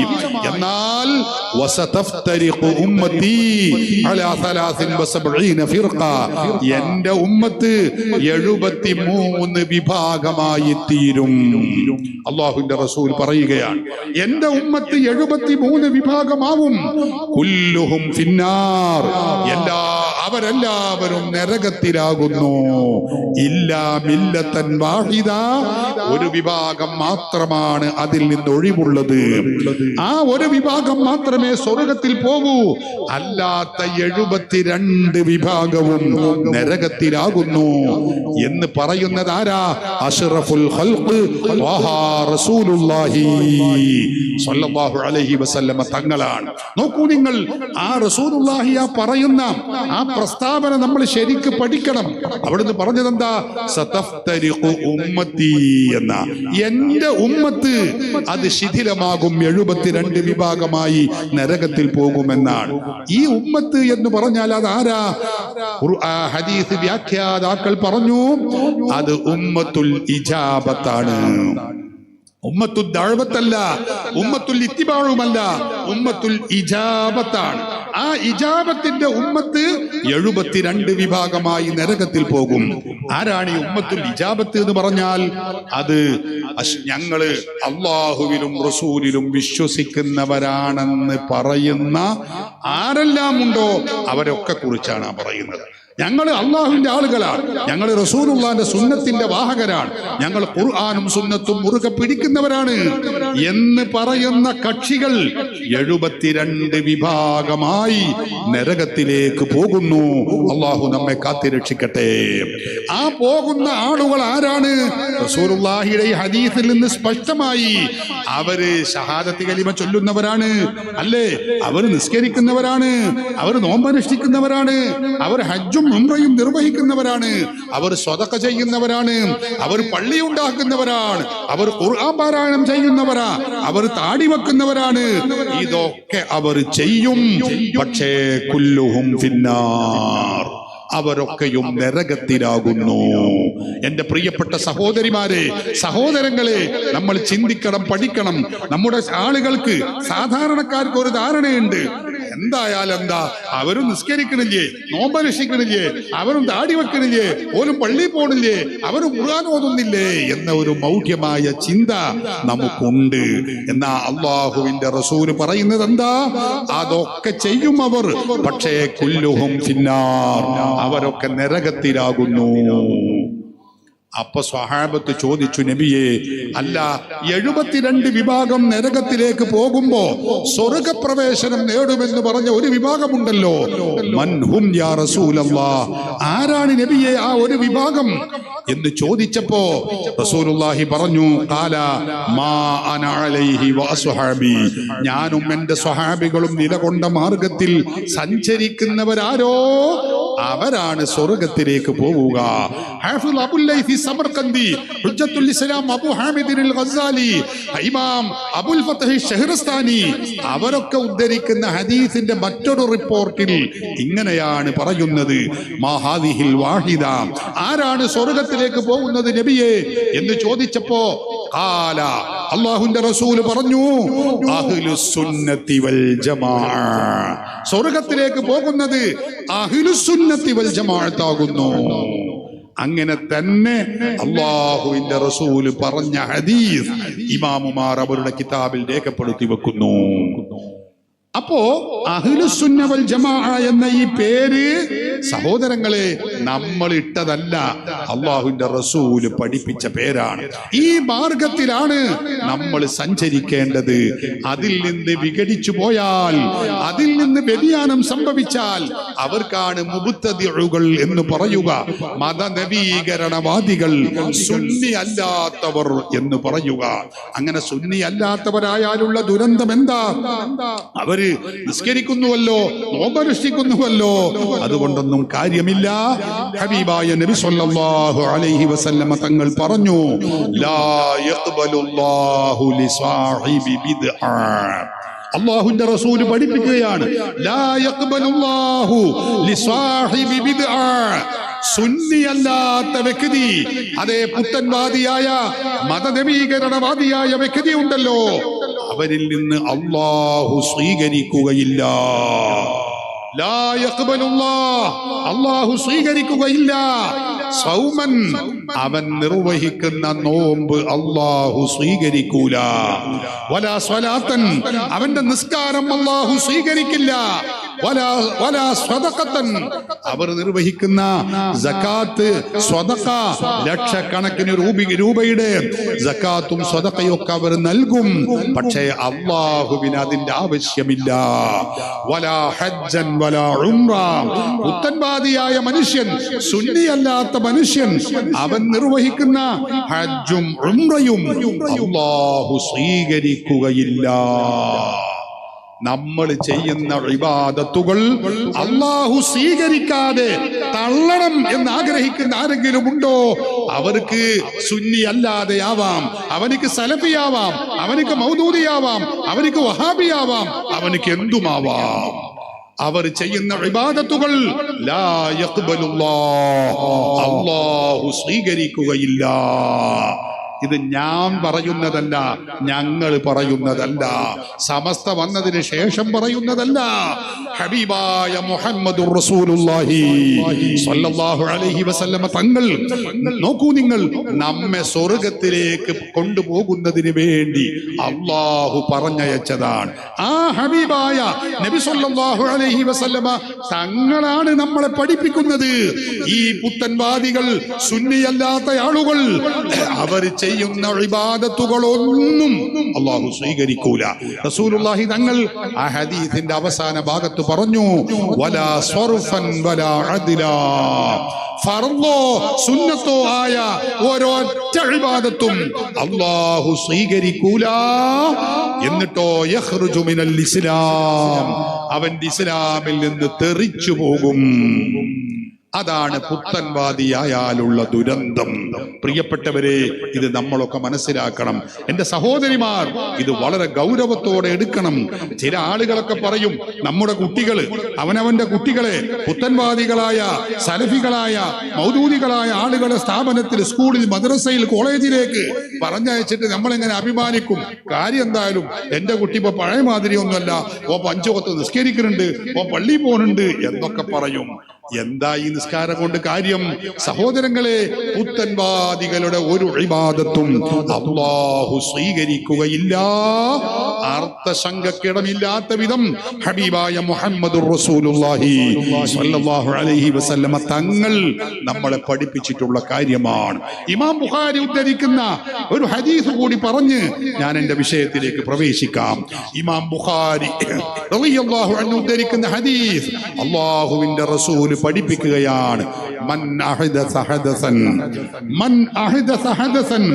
ആരെങ്കിലും ഒരാൾ പുത്തൻവാദിയായാൽ, സുന്നി അല്ലാത്തവനായാൽ, റസൂലുള്ളാഹി പഠിപ്പിക്കുകയാണ്, ഔ ആവാ മുഹദിസൻ, അല്ലെങ്കിൽ അവൻ സുന്നി അല്ലാത്തവനായിട്ടൊന്നുമില്ല, അവൻ സുന്നി തന്നെയാണ് അവൻ പറയുന്നത്, പക്ഷേ ഓൻ എന്തു ചെയ്തു? ഔ ആവാ മുഹദിസൻ, ഒരു പുത്തൻവാദിയായ വ്യക്തിക്ക്, പുത്തൻവാദി സുന്നി അല്ലാത്ത ആളുകൾക്ക്, സലഫികൾക്ക്, മൗദൂദികൾക്ക് ആവശ്യമായ ഒത്താശ ചെയ്തു കൊടുത്താൽ, ഓർക്കണേ അതിന്റെ ദുരന്തം എന്താണ്? സയ്യിദുനാ ത്വാഹ റസൂലുള്ളാഹി സ്വല്ലല്ലാഹു അലൈഹി വസല്ലമ പറഞ്ഞു, ഫഅലൈഹി ലഅനത്തുല്ലാഹ്, അവന്റെ മേലിൽ അല്ലാഹുവിന്റെ ശാപമുണ്ട്, അല്ലാഹുവിന്റെ റഹ്മത്ത് അവന് ലഭിക്കില്ല. ശപിക്കുന്ന മുഴുവൻ ആളുകളുടെയും ശാപം അവനുണ്ട്. മലക്കുകളുടെ ശാപവും അവനുണ്ട്. അമ്പിയാക്കൾ, ഔലിയാക്കൾ, സ്വാലിഹീങ്ങൾ ഉൾക്കൊള്ളുന്ന മുഴുവൻ മനുഷ്യർ, വന്നാസി അജ്മഈൻ, മുഴുവൻ ആളുകളുടെയും ശാപം ഈ സുന്നി അല്ലാതെയായ ആളുകൾ, പുത്തൻവാദിയായിട്ടുള്ള ആളുകൾക്ക് ഉണ്ട്. അല്ലെങ്കിൽ പുത്തൻവാദികൾക്ക് ഒത്താശ ചെയ്തു കൊടുക്കുന്നവർക്കുണ്ടെന്ന് അല്ലാഹുവിന്റെ ഖുർആൻ നമ്മെ പഠിപ്പിക്കുകയാണ്. അതുകൊണ്ട് പ്രിയപ്പെട്ട സഹോദരങ്ങളെ, നമ്മളെ എന്ത് തന്നെ വന്നാൽ പോലും അഹ്ലുസുന്നത്തി വൽ ജമാഅത്തിൽ നിന്ന് വ്യതിചലിച്ചുകൊണ്ട് സുന്നി അല്ലാത്ത അവസ്ഥ നമ്മളിൽ ഉണ്ടാവാൻ പാടില്ല. രാഷ്ട്രീയപരമായി ഒരു പക്ഷേ വിവിധ തട്ടുകളിൽ, വിവിധ പാർട്ടികളിൽ പ്രവർത്തിക്കുന്നവരുണ്ടാകും. സാംസ്കാരികമായി വ്യത്യസ്ത തട്ടുകളിൽ പ്രവർത്തിക്കുന്നവരുണ്ടാവാം. അതൊന്നും ഇസ്ലാമിക വിരുദ്ധമല്ലാത്തിടത്തോളം കാലം നമ്മൾ അതിനെതിർക്കുന്നില്ല. പക്ഷേ ഈമാനികമായി, ആദർശപരമായി, മതപരമായി സുന്നി അല്ലാത്തവരായാൽ, അഹ്ലുസുന്നത്തി വൽ ജമാഅത്തിൽ നിന്ന് പുറത്തു പോയാൽ, സഹോദരങ്ങളെ, അവർക്ക് നരകമാണ്. അവർക്ക് അല്ലാഹുവിന്റെ ശാപമുണ്ടെന്ന് പറഞ്ഞാൽ, മരിക്കുന്ന സന്ദർഭത്തിൽ ഈമാനില്ലാതെ സൂഉൽ ഖാത്തിമയോടെ അവന്റെ ജീവൻ നഷ്ടപ്പെടും, അവൻ മരിക്കേണ്ടി വരും. അല്ലാഹു നമ്മെ കാത്തിരക്ഷിക്കട്ടെ. അതുകൊണ്ട് സുന്നത്ത് ജമാഅത്ത് അതാണ് ഇസ്ലാം, പാരമ്പര്യ ഇസ്ലാം അതാണ് സുന്നത്ത് ജമാഅത്ത്. അത് മാത്രമേ സത്യമുള്ളൂ. അതിൽ നമ്മളെല്ലാവരും അടിയുറച്ച് ജീവിക്കാൻ നാം ഒക്കെ ശ്രമിക്കുകയും അതിനുവേണ്ടി പ്രവർത്തിക്കുകയും ചെയ്യണമെന്നാണ് എനിക്ക് ഓർമ്മപ്പെടുത്താനുള്ളത്. പ്രിയപ്പെട്ടവരെ, ഈ ഇസ്ലാമിക ആദർശങ്ങൾ, അതേ അഹ്ലുസുന്നത്തി വൽ ജമാഅത്തിന്റെ അടിസ്ഥാന വിശ്വാസമാണ്, അടിസ്ഥാന തത്വമാണ്. തഅളീമു മാ അല്ലമല്ലാഹ് വ തഹ്ഖീറു മാ ഹഖറല്ലാഹ്. അല്ലാഹു ബഹുമാനിച്ചവയെ ബഹുമാനിക്കുക, അല്ലാഹു ആദരിച്ചവരെ ആദരിക്കുക. അല്ലാഹു നിസ്സാരപ്പെടുത്തിയ ആളുകളുണ്ട്, അവരുടെ നിസ്സാരതയെ നാമും അതേ രൂപത്തിൽ കാണുക, അവരെ പിന്നെ ബഹുമാനിക്കാൻ പാടില്ല. ഈ വിധത്തിൽ ഏതെങ്കിലും ഒരാൾ പ്രവർത്തിക്കുമ്പോഴാണ് അവന്റെ ഈമാൻ പരിപൂർണമാവുകയുള്ളൂ. അല്ലാഹു ബഹുമാനിച്ചവരെ ബഹുമാനിക്കുക, ബഹുമാനിച്ച വസ്തുക്കൾ ശബ്ദങ്ങളെ ബഹുമാനിക്കുക, ബഹുമാനിച്ച സമയങ്ങളെ ബഹുമാനിക്കുക, ബഹുമാനിച്ച വ്യക്തികളെ ബഹുമാനിക്കുക. അല്ലാഹു ബഹുമാനിച്ച എന്തെല്ലാം ഉണ്ടോ അതിനെയൊക്കെ ബഹുമാനിക്കുക എന്നത് ഇസ്ലാമിന്റെ അടിസ്ഥാന തത്വമാണ്. ഞാനത് വിശദീകരിച്ച് പറയേണ്ടതാണ്, അതിലേക്കൊന്നും കടക്കാൻ സമയമില്ല. പ്രിയപ്പെട്ടവരെ, ആ ബഹുമാനിച്ച വസ്തുക്കളിൽ, അല്ലാഹു ബഹുമാനിച്ച വ്യക്തികളിൽ ഏറ്റവും പ്രധാനപ്പെട്ടവരാണ് അമ്പിയാക്കളും ഔലിയാക്കളും. അമ്പിയാക്കൾ, ഔലിയാക്കൾ, അവരെ കുറിച്ച് പരിശുദ്ധ ഖുർആൻ പറഞ്ഞു, ഹദീസുകൾ പറഞ്ഞു. അതിലൊക്കെ അല്ലാഹു പറഞ്ഞത് ഇന്ന ഇബാദി എന്ന, എന്റെ അടിമകളാണവർ. നമ്മൾ ചിലവരെ പറ്റി പറയില്ലേ, നല്ലത് ചെയ്ത മക്കളെ പറ്റി, 4 or 5 മക്കളുണ്ടെങ്കിൽ ഒരു മകൻ നന്നായി നല്ല മാർക്കോടെ അവൻ ഉന്നതമായ ഒരു വിജയം നേടി പരീക്ഷയിൽ, എന്നാൽ നമ്മൾ അഭിമാനിക്കും, മോൻ എന്റെ മോനാണ്, മറ്റുള്ള 4 മക്കളും ഇയാളുടെ മോൻ തന്നെയാണ്. പക്ഷെ എന്നാലും നമുക്കെന്താ അഭിമാനിക്കാൻ വകയുണ്ട്, അതുകൊണ്ട് അവൻ എന്റെ മോനാണ് എന്ന് നമ്മൾ പറയുന്നത്. ഇതുപോലെ അല്ലാഹു അവന്റെ ഔലിയാക്കൾ, ഇഷ്ടദാസന്മാരെ കുറിച്ച് പറയുന്നത് ഇബാദി, എന്റെ അടിമകൾ എന്നാണ്. എന്റെ അടിമയാണ് അവർ. അല്ലാഹു ബഹുമാനിച്ചവരാണ്.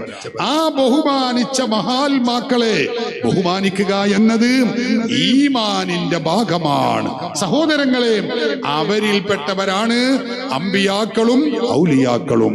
നമ്മൾ മഖ്ബറകൾ എന്ന് പറയുമ്പോ അമ്പിയാക്കളുടെയും ഔലിയാക്കളുടെയും മഖ്ബറകൾ, ആ മഖ്ബറകൾ എന്ന് പറഞ്ഞാൽ ആ മഹാത്മാക്കൾ അവരുടെ ജീവിതത്തിനു ശേഷം, മരണത്തിനു ശേഷം അവർ ജീവിക്കുന്ന, അവർ വിശ്രമിക്കുന്ന കേന്ദ്രങ്ങളാണ് മഖ്ബറകൾ, അല്ലെങ്കിൽ ജാറങ്ങൾ എന്ന് നമ്മൾ പറയുന്ന ഈ കേന്ദ്രങ്ങൾ. സഹോദരങ്ങളെ, ഞാൻ ഒരു കാര്യം ഖേദപൂർവം പറയട്ടെ. ഇസ്ലാമിന്റെ പേരിൽ രംഗത്തുള്ള വഹാബികൾ എന്നോ നിങ്ങളെ നാട്ടിൽ സലഫികൾ എന്നൊക്കെ പറയുന്ന ഈ വിഭാഗം ആളുകൾ പറയുന്നത് എന്താണ്? ഈ മഹാത്മാക്കളുടെ മഖ്ബറകൾ എന്ന് പറഞ്ഞാൽ അത് ലഅനത്തിന്റെ കേന്ദ്രങ്ങളാണ്. മഅദല്ലാഹ്, അത് ശാപകേന്ദ്രങ്ങളാണ്. മുഴുവൻ ജാറങ്ങളും പൊളിച്ചു കളയേണ്ടതാണ്. എത്രത്തോളം ഹബീബായ മുഹമ്മദുർ റസൂലുള്ളാഹി സ്വല്ലല്ലാഹു അലൈഹി വസല്ലം തങ്ങളുടെ ആ പച്ച കുബ്ബയുണ്ടല്ലോ, ആ ജാറം വരേക്കും അടിച്ചു പൊളിച്ച് നിരപ്പാക്കി കളയും ഞങ്ങൾക്ക് അധികാരം കിട്ടിയാൽ എന്ന് വരെ പറയുന്നവരാണ് നമ്മുടെ രാജ്യത്തുള്ള പുത്തൻവാദികൾ, സുന്നികളല്ലാത്തവർ എന്ന കാര്യം നമ്മൾ പഠിക്കണം. എന്നാൽ ഇസ്ലാമിന്റെ ഭാഷ എന്താണ്? ഇസ്ലാമിന്റെ തീരുമാനം എന്താണ്? ഇസ്ലാമിക പ്രമാണങ്ങൾ ഉദ്ഘോഷിക്കുന്നത് എന്താണെന്നറിയോ? മഹാത്മാക്കൾ അന്ത്യവിശ്രമം കൊള്ളുന്ന മഖ്ബറകൾ, അവരുടെ അന്ത്യവിശ്രമ കേന്ദ്രങ്ങൾ. നമുക്ക് പറയാം, നമ്മുടെ ഖുത്ബുസ്സമാൻ സയ്യിദ് മുഹമ്മദ് ശരീഫുൽ മദനി ഖദ്ദസല്ലാഹു സിർറഹുൽ അസീസ്, മഹാനവറുകൾ അന്ത്യവിശ്രമം കൊള്ളുന്ന ആ കേന്ദ്രം, അത് സഹോദരങ്ങളെ അനുഗ്രഹീതമായ കേന്ദ്രമാണ്. അത് മഖ്ബറകൾ പുണ്യകേന്ദ്രങ്ങളാണ്, അനുഗ്രഹ കേന്ദ്രങ്ങളാണ്. അല്ലാഹുവിന്റെ റഹ്മത്ത് ഇറങ്ങുന്ന, ബറക്കത്ത് ഇറങ്ങുന്ന കേന്ദ്രങ്ങളാണെന്നാണ് പരിശുദ്ധ ഖുർആനിന്റെ പ്രഖ്യാപനം.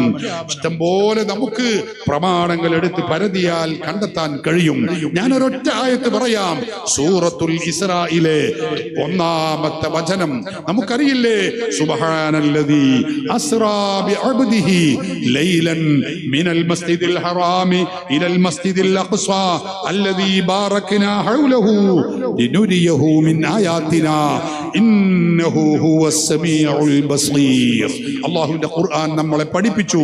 നബി സല്ലല്ലാഹു അലൈഹി വസല്ലം തങ്ങൾക്ക് ആ മിഅ്റാജ്, ഇസ്റാ മിഅ്റാജിന്റെ രാത്രി നമുക്കറിയില്ലേ, മക്കയിൽ നിന്ന് അല്ലാഹുവിന്റെ റസൂലിനെ മസ്ജിദുൽ ഹറാമിൽ നിന്ന് മസ്ജിദുൽ അഖ്സ, ഫലസ്തീനിലുള്ള മസ്ജിദുൽ അഖ്സയിലേക്ക് കൊണ്ടുപോവുകയാണ്.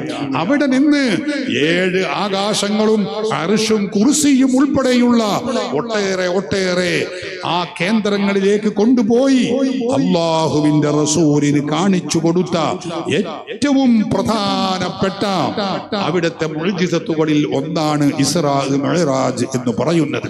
ഞാൻ പറയുന്നത് അതേക്കുറിച്ച് ഖുർആൻ പറയുന്നത് എന്താ? സുബ്ഹാനല്ലദീ അസ്റാ ബിഅബ്ദിഹി ലൈലൻ മിനൽ മസ്ജിദിൽ ഹറാമി ഇലൽ മസ്ജിദിൽ അഖ്സാ. മസ്ജിദുൽ ഹറാമിൽ നിന്ന് മസ്ജിദുൽ അഖ്സയിലേക്ക് നബി സല്ലല്ലാഹു അലൈഹി വസല്ലമ തങ്ങളെ രാപ്രയാണം നടത്തിച്ച അല്ലാഹു പരിശുദ്ധനത്രേ. എന്നിട്ട് മസ്ജിദുൽ അഖ്സയെ കുറിച്ച് ഖുർആൻ പറഞ്ഞത് എന്താ? ഇലൽ മസ്ജിദിൽ അഖ്സാ അല്ലദീ ബാറക്നാ ഹൗലഹു. ആ മസ്ജിദുൽ അഖ്സയുടെ പരിസരം, അതിന്റെ ചുറ്റുഭാഗത്ത് നമ്മൾ ബറക്കത്ത് ചെയ്തിരിക്കുന്നു. ആ മസ്ജിദുൽ അഖ്സക്ക് പരിസരത്ത് ചുറ്റുഭാഗത്തും നമ്മൾ ബറക്കത്ത് ചൊരിഞ്ഞിരിക്കുന്നു എന്ന് ഖുർആൻ പഠിപ്പിക്കുകയാണ്. അല്ലാഹു നമ്മെ ഉണർത്തുകയാണ്. എന്താണ് മസ്ജിദുൽ അഖ്സയുടെ പരിസരത്തുള്ള ഈ പറയുന്ന ബറക്കത്ത് എന്ന് പറയുന്നത്? എന്താണ് അത്? മുഫസ്സിറുകൾ പറഞ്ഞു. ആ ബറക്കത്ത് വ്യത്യസ്ത അഭിപ്രായങ്ങൾ പറഞ്ഞു. ഇമാം ഖുർത്തുബി തന്റെ തഫ്സീറിൽ രേഖപ്പെടുത്തി വെച്ചു. ആ ബറക്കത്ത് എന്താണെന്ന് അറിയാമോ? ഐ ബിമൻ ദുഫിന ഹൗലഹു മിനൽ അംബിയാഇ വസ്സാലിഹീൻ. തഫ്സീറുൽ ഖുർത്തുബി എടുത്ത് പരിശോധിച്ചാൽ കാണാം, ഒട്ടനേകം തഫ്സീറുകളിൽ ഇത് പറഞ്ഞിട്ടുണ്ട്. എന്താ പറഞ്ഞത്? ആ മസ്ജിദുൽ അഖ്സയുടെ പരിസരം, അവിടെ മറവ് ചെയ്യപ്പെട്ട മഹാത്മാക്കളുണ്ട്, അമ്പിയാക്കളുണ്ട്, ഔലിയാക്കളുണ്ട്. എത്രയോ അമ്പിയാക്കളെയും എത്രയോ ഔലിയാക്കളെയും എത്രയോ സാലിഹീങ്ങളെയും മറവ് ചെയ്യപ്പെട്ട കേന്ദ്രമാണ് മസ്ജിദുൽ അഖ്സ.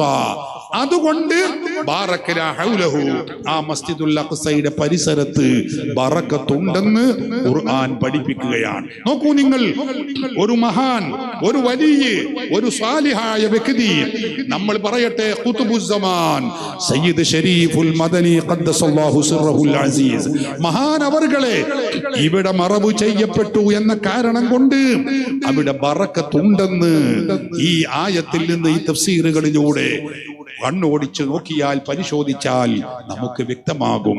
അപ്പൊ ഒരു മഹാൻ മറവെട്ട് കിടക്കുമ്പോ അവിടെ വലിയ ബറക്കത്തുണ്ട്. ആ ബറക്കത്ത് കിട്ടാൻ വേണ്ടിയാണ് മഹാത്മാക്കളായ മുഴുവൻ ആളുകളും ആഗ്രഹിച്ചിരുന്നത്.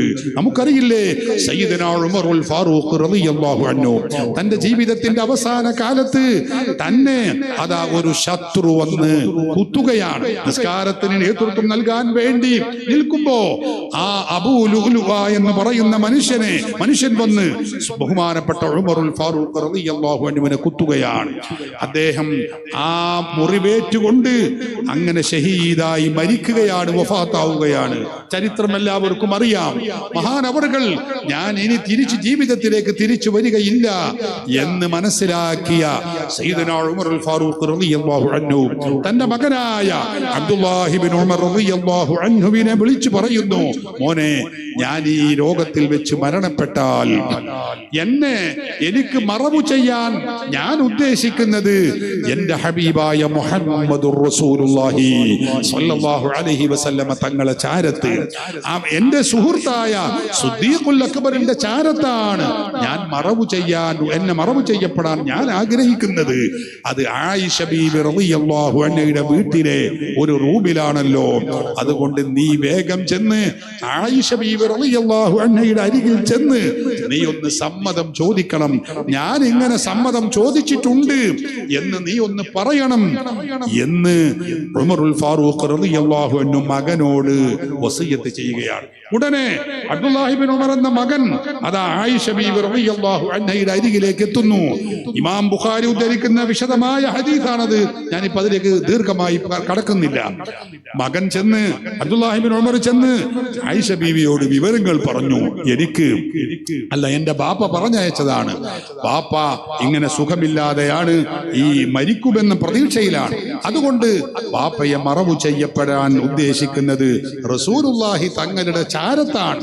അതുകൊണ്ട് നിങ്ങളോട് ഒന്ന് സമ്മതം ചോദിക്കാൻ പറഞ്ഞു എന്ന് പറഞ്ഞപ്പോ ആയിഷ ബീവി പറഞ്ഞു, ഞാൻ ആഗ്രഹിച്ചിരുന്നത് എന്നെ അവരുടെ ചാരത്ത് മറവ് ചെയ്യണമെന്നാണ്. കാരണം ഒന്ന് എന്റെ ഭർത്താവാണ്, ഒന്ന് എന്റെ പിതാവുമാണ്. അവരുടെ ചാരത്ത് എന്നെ മറവ് ചെയ്യണം എന്നാണ് ഞാൻ ആഗ്രഹിച്ചിരുന്നത്. പക്ഷെ അമീറുൽ മുഅ്മിനീൻ ഇങ്ങനെ ഒരു ആഗ്രഹം പ്രകടിപ്പിച്ചത് കൊണ്ട്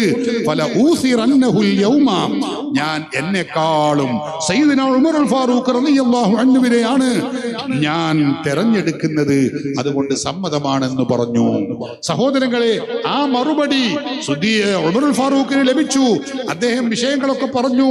അപ്പൊ മഹാൻ പറഞ്ഞു, ഞാൻ മരിച്ചു കഴിഞ്ഞാൽ എന്നെ കഫൻ ചെയ്ത് എന്നെ നിസ്കാരം കഴിഞ്ഞ് നിങ്ങൾ മറവ് ചെയ്യുന്നതിന് മുമ്പ് ഒന്നുകൂടി ആയിഷ ബീവിയോട് ചോദിക്കണം. അവരുടെ മനസ്സിന് നല്ല സംതൃപ്തമായ സമ്മതം ലഭിക്കണം. അതുകൊണ്ട് നിങ്ങൾ ഒന്നുകൂടി ചോദിക്കണമെന്ന് പറഞ്ഞു. ആയിഷ ബീവി അത് സമ്മതിച്ചു. എന്നിട്ട് റസൂലുള്ളാഹി സ്വല്ലല്ലാഹു അലൈഹി വസല്ലമ തങ്ങളുടെ ചാരത്താണ് അവരെ മറവ് ചെയ്തിട്ടുള്ളത്. നമുക്കറിയാമല്ലോ, ഹജ്ജിനും ഉംറക്കും സിയാറത്തിനും ഒക്കെ പോയവർക്കറിയാം, റസൂലുള്ളാഹി തങ്ങളെ ചാരത്തെത്തുമ്പോ ആദ്യം റസൂലുള്ളാഹിക്ക് നമ്മൾ സലാം പറയും, പിന്നെ സിദ്ദീഖുൽ അക്ബറിന് സലാം പറയും, പിന്നീട് ഉമറുൽ ഫാറൂഖ് റളിയല്ലാഹു അൻഹുവിന് സലാം പറയും. കാരണം മഹാനവർകൾ അവിടെയാണ് മറവ് ചെയ്യപ്പെട്ടിട്ടുള്ളത്. ഇതിന്റെ കാരണം എന്താ? അവിടെ മറവ് ചെയ്യാൻ ഉമറുൽ ഫാറൂഖ് റളിയല്ലാഹു അൻഹു സമ്മതം ചോദിക്കാനുള്ള കാരണം എന്താ? ഹാഫിദുൽ അസ്കലാനി റളിയല്ലാഹു അൻഹു മഹാനവർകൾ പറഞ്ഞു, വഫീഹിൽ ഹിർസു അലാ മുജാവറത്തി സ്വാലിഹീന ഫിൽ ഖുബൂർ. സ്വാലിഹീങ്ങളും മഹാത്മാക്കളുമായ ആളുകൾ അന്ത്യവിശ്രമം കൊള്ളുന്ന സ്ഥലത്ത് തന്നെ ഖബർ ആവാൻ ആഗ്രഹിക്കൽ, ഇതിൽ ആഗ്രഹിക്കാൻ പറ്റുമെന്നതിന് ഈ ഹദീസിൽ തെളിവുണ്ട്. എന്താ കാരണം? തമഅൻ ഫീ ഇസാബത്തി റഹ്മത്തി ഇദാ നസലത് അലൈഹിം. അല്ലാഹുവിന്റെ പ്രത്യേകമായ റഹ്മത്ത് മഹാത്മാക്കളിലേക്ക് ഇറങ്ങുമ്പോ അതിന്റെ തൊട്ടടുത്തും അതിന്റെ ചാരത്തും മറവ് ചെയ്യപ്പെട്ട ആളുകൾക്കും അത് ലഭിക്കുമല്ലോ. അതാണ് അതിന്റെ കാരണം. മാത്രമല്ല, വഫീ ദുആഇ മൻ യസൂറുഹും മിൻ അഹ്ലിൽ ഖൈരി. മഹാന്മാക്കളെ സിയാറത്ത് ചെയ്യുമ്പോൾ ആ മഹാത്മാക്കളുടെ ചാരത്ത് മറവ് ചെയ്യപ്പെടുമ്പോൾ അവർക്കും അവരുടെ ദുആഇന്റെ ഒരു അംശം കിട്ടുമല്ലോ.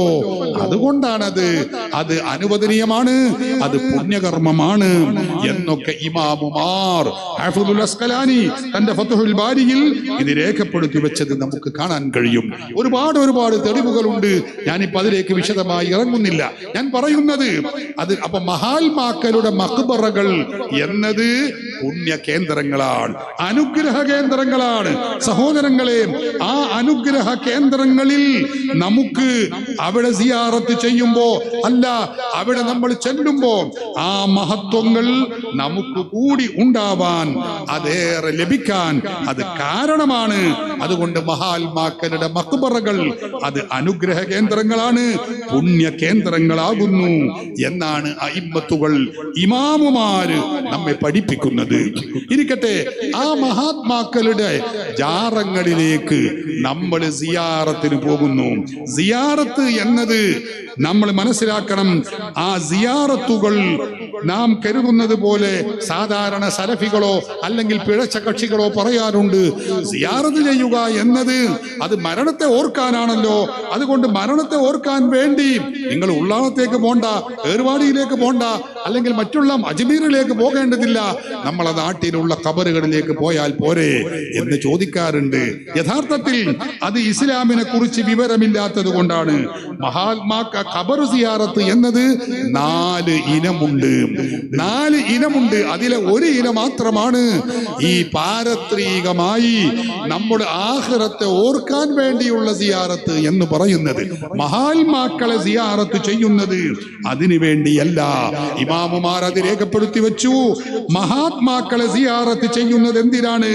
അത് ലിത്തബറുക് ബി അഹ്ലിഹാ.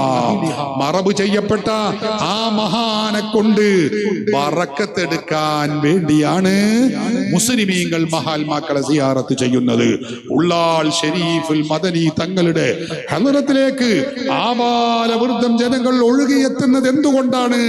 അത് മറ്റൊന്നുമല്ല, അവർ ഖുതുബാണ്, ഔലിയാക്കളിൽ ഉന്നത ശ്രേണിയിലുള്ളവരാണ്, മഹാത്മാവാണ്.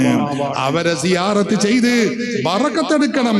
അതിനു വേണ്ടിയാണ് ഇമാം ഇബ്നു ഹജറുൽ ഹൈതമി തന്റെ തുഹ്ഫത്തുൽ മുഹ്താജിൽ രേഖപ്പെടുത്തി വെച്ചു, ഫസുവാറുഹും യഊദു അലൈഹിം മദദുൻ ഉഖ്റവിയ്യുൻ. മഹാത്മാക്കളെ സിയാറത്ത് ചെയ്യുന്ന ആളുകൾ, പ്രിയപ്പെട്ടവരെ, ആ സിയാറത്ത് ചെയ്യാൻ വേണ്ടി നമ്മൾ പോകുമ്പോ മഹാത്മാക്കളിൽ നിന്ന് യഊദു അലൈഹിം മദദുൻ ഉഖ്റവിയ്യുൻ, മഹാത്മാക്കളിൽ നിന്ന് പാരത്രികമായ ഉഖ്റവിയായ ആ ഗുണം, ഒരു സഹായം നമുക്ക് ലഭിക്കും. അതിനാണ് മഹാത്മാക്കളെ സിയാറത്ത് ചെയ്യാൻ പോകുന്നത്. അപ്പൊ മഹത്തുക്കളെ സിയാറത്ത് ചെയ്യുമ്പോ ആത്മീയമായ ഒരു പരിവേഷം അല്ല, ഒരു സഹായം അത് നമുക്ക് ലഭിക്കുക തന്നെ ചെയ്യും. അതിനു വേണ്ടിയാണ് നമ്മൾ സിയാറത്ത് ചെയ്യാൻ പോകുന്നത്, മഹാത്മാക്കളെ ബറക്കത്തെടുക്കുന്നത്. പ്രിയപ്പെട്ടവരെ, അതിനു വേണ്ടിയാണ്. അതുകൊണ്ടാണ് നമുക്കറിയില്ലേ, ഇമാമുമാരുടെ ചരിത്രം നമ്മൾ നോക്കിയാൽ നമുക്ക് കാണാം, അവരൊക്കെ തന്നെയും മഹാത്മാക്കളെ, മഹത്തുക്കളെ സിയാറത്ത് ചെയ്യാൻ പോകുന്നു. അവരുടെ സല്ലല്ലാഹു അലൈഹി വസല്ലമ തങ്ങൾ അതാ ഇസ്രാ മിഅ്റാജിന്റെ രാത്രിയിൽ നിങ്ങൾക്കറിയില്ലേ, അല്ലാഹുവിന്റെ റസൂൽ ആ ബൈത്തുൽ മുഖദ്ദസിലേക്ക് എത്തുന്നതിന് മുമ്പ് മഹാനായ കരീമുല്ലാഹി മൂസ അലൈഹിസ്സലാം, മൂസാ നബിയുടെ ഖബർ സിയാറത്ത് ചെയ്യുകയാണ്. അല്ലേ, മൂസാ നബിയുടെ ഖബറിൽ എത്തിയപ്പോൾ അവിടുത്തെ അവസ്ഥ എന്താ? ഇമാം മുസ്ലിം ഉദ്ധരിക്കുന്ന ഹദീസിൽ കാണാം, ഇമാം തബറാനി ഉദ്ധരിക്കുന്ന ഹദീസിൽ കാണാം, അല്ലാഹുവിന്റെ റസൂൽ പറയുന്നു, റഅയ്തു മൂസാ യുസല്ലി ഫീ ഖബരിഹി. ഞാൻ മൂസാ നബിയുടെ ഖബർ സിയാറത്ത് ചെയ്യാൻ വേണ്ടി അവിടെ എത്തിയപ്പോ ഖബറിന്റെ ഉള്ളിൽ മൂസാ നബി ചെയ്യുന്നത് എന്താ? റഅയ്തു മൂസാ യുസല്ലി ഫീ ഖബരിഹി. മൂസാ നബി ഖബറിൽ വെച്ച് നിസ്കരിക്കുകയാണ്. മൂസാ നബി അലൈഹിസ്സലാം അവരുടെ ഖബറിൽ നിസ്കാരം നിർവഹിച്ചു കൊണ്ടിരിക്കുന്നു. നബി സല്ലല്ലാഹു അലൈഹി വസല്ലമ തങ്ങൾ അവരെ സിയാറത്ത് ചെയ്യുന്നു. നോക്കൂ നിങ്ങൾ, അപ്പൊ ഇങ്ങനെ മഹാത്മാക്കളെ സിയാറത്ത് ചെയ്യുക എന്നത് ഇസ്ലാം നമ്മളെ പഠിപ്പിച്ചതാണ്. നബി സല്ലല്ലാഹു അലൈഹി വസല്ലമ തങ്ങൾ നമുക്ക് മാതൃക കാണിച്ചു തന്നിട്ടുള്ള കാര്യവുമാണ്. എന്തിനാണ് നമ്മൾ ഇത്രയും വിദൂരതയിൽ നിന്ന് മഹാത്മാക്കളെ ഹദ്റത്തിലേക്ക് വരുന്നത്? ഉള്ളാൾ ദർഗയിലേക്ക് സിയാറത്തിന് വരുന്നത് എന്തിനാ? ഏർവാടിയിലേക്കും അജ്മീറിലേക്കും പോകുന്നത് എന്തിനാ? ഹബീബായ റസൂലുള്ളാഹി സ്വല്ലല്ലാഹു അലൈഹി വസല്ലമ തങ്ങളുടെ ഹദ്റത്തിലേക്ക്, മദീന ശരീഫിലേക്ക് പോകുന്നത് എന്തിനാണ്? കേന്ദ്രങ്ങളാണ് നമ്മുടെ ഇമാമുമാർ. എത്ര ഇമാമുമാരാണ് അവരുടെ കിതാബിൽ ഇത് രേഖപ്പെടുത്തി വെച്ചിട്ടുള്ളത്, ഇത് നമ്മെ പഠിപ്പിച്ചിട്ടുള്ളത് എന്ന് നിങ്ങൾ ചിന്തിക്കണം. ഹാഫിദ് ഇബ്നു ഹിബ്ബാൻ അവരുടെ കിതാബു സിഖാത്ത് എടുത്ത് പരിശോധിച്ചാൽ ഹിജ്റ 354 വഫാത്തായ ഇമാം ഹാഫിദ് ഇബ്നു ഹിബ്ബാൻ അവർ പറയുകയാണ്, ബഹുമാനപ്പെട്ട അലി മുസദ്ദിഖ റളിയല്ലാഹു അൻഹു, ഹുസൈൻ റളിയല്ലാഹു അൻഹുവിന്റെ പേരക്കുട്ടിയാണ്, അതേ അഹ്ലുൽ ബൈത്തിൽപ്പെട്ട പ്രമുഖരാണ്. അവരെ കുറിച്ച് പറയുന്നു, അവരുടെ ഖബർ ഖബറുഹു ബിസനാബാദ്, ഇന്ന് ഇറാനിലെ ഒരു പ്രദേശമാണത്, അവിടെയാണ് അവരുടെ ഖബറുള്ളത്. എന്നിട്ടോ ഖബറുഹു മഷ്ഹൂറുൻ, അത് പ്രസിദ്ധമായ ഖബറാണ്. യുസാറു, അതിനെ സിയാറത്ത് ചെയ്യപ്പെടുന്നുണ്ട്. ജനങ്ങളെല്ലാവരും വന്ന് സിയാറത്ത് ചെയ്യുന്നു. ബിജംബിർ ഖബരിർ റഷീദ്, റഷീദ് എന്ന് പറയുന്ന അന്നത്തെ ഭരണാധികാരി ഹാറൂൻ റഷീദ് കേട്ടിട്ടില്ലേ? ആ റഷീദിന്റെ ഖബറിന്റെ അരികിലാണ് അവരുടെ ഖബറുള്ളത്. എന്നിട്ട് മഹാനായ ഇമാം ഇബ്നു ഹിബ്ബാൻ തങ്ങൾ പറയുന്നു, ഖദ് സുർതുഹു മിറാറൻ കസീറാ, ആ ഖബർ ഇമാം അലി മുസദ്ദിഖ തങ്ങളുടെ ഖബർ ഒരുപാട് തവണ ഞാൻ സിയാറത്ത് ചെയ്തിട്ടുണ്ട്. എന്നിട്ട് മഹാൻ പറയുന്നതാണ് നമ്മൾ ചിന്തിക്കേണ്ടത്, വമാ ഹല്ലത് ബി ശിദ്ദത്തുൻ ഫീ വഖതി മഖാമി ബി തൂസ്, ഇറാനിലെ തൂസ് എന്ന് പറയുന്ന ബഹുമാനപ്പെട്ട അലി മുസരില തങ്ങളുടെ ഖബറിന്റെ അടുത്ത പ്രദേശം. അവിടെ ഞാൻ താമസിക്കുമ്പോഴൊക്കെ തന്നെയും എനിക്ക് എന്തെങ്കിലും ഒരു പ്രയാസം വന്നാൽ ഫസുർതു ഖബർ അലി ഇബ്നു മുസരില, അലി മുസരില തങ്ങളുടെ ഖബർ ഞാൻ സിയാറത്ത് ചെയ്യും. അങ്ങനെ സിയാറത്ത് ചെയ്താൽ വദഅതുല്ലാഹ ഇസാലതഹാ, ആ ഖബർ ഷരീഫിൽ വെച്ച്, ആ മഖ്ബറയിൽ വെച്ച് എന്റെ പ്രയാസം കിട്ടാൻ വേണ്ടി ഞാൻ അങ്ങ് ദുആ ചെയ്താൽ ഇല്ലസ്തുജീബലി, എനിക്ക് ഉത്തരം കിട്ടാതിരുന്നിട്ടില്ല. നോക്കൂ നിങ്ങൾ, ആ മഖ്ബറയിൽ വെച്ച് ഞാൻ സിയാറത്ത് ചെയ്ത് എന്റെ ആവശ്യം പറഞ്ഞാൽ വസാലത്ത് അന്നി തിൽക ശിദ്ദ, ആ പ്രയാസം എനിക്ക് നീങ്ങി പോകുന്നു.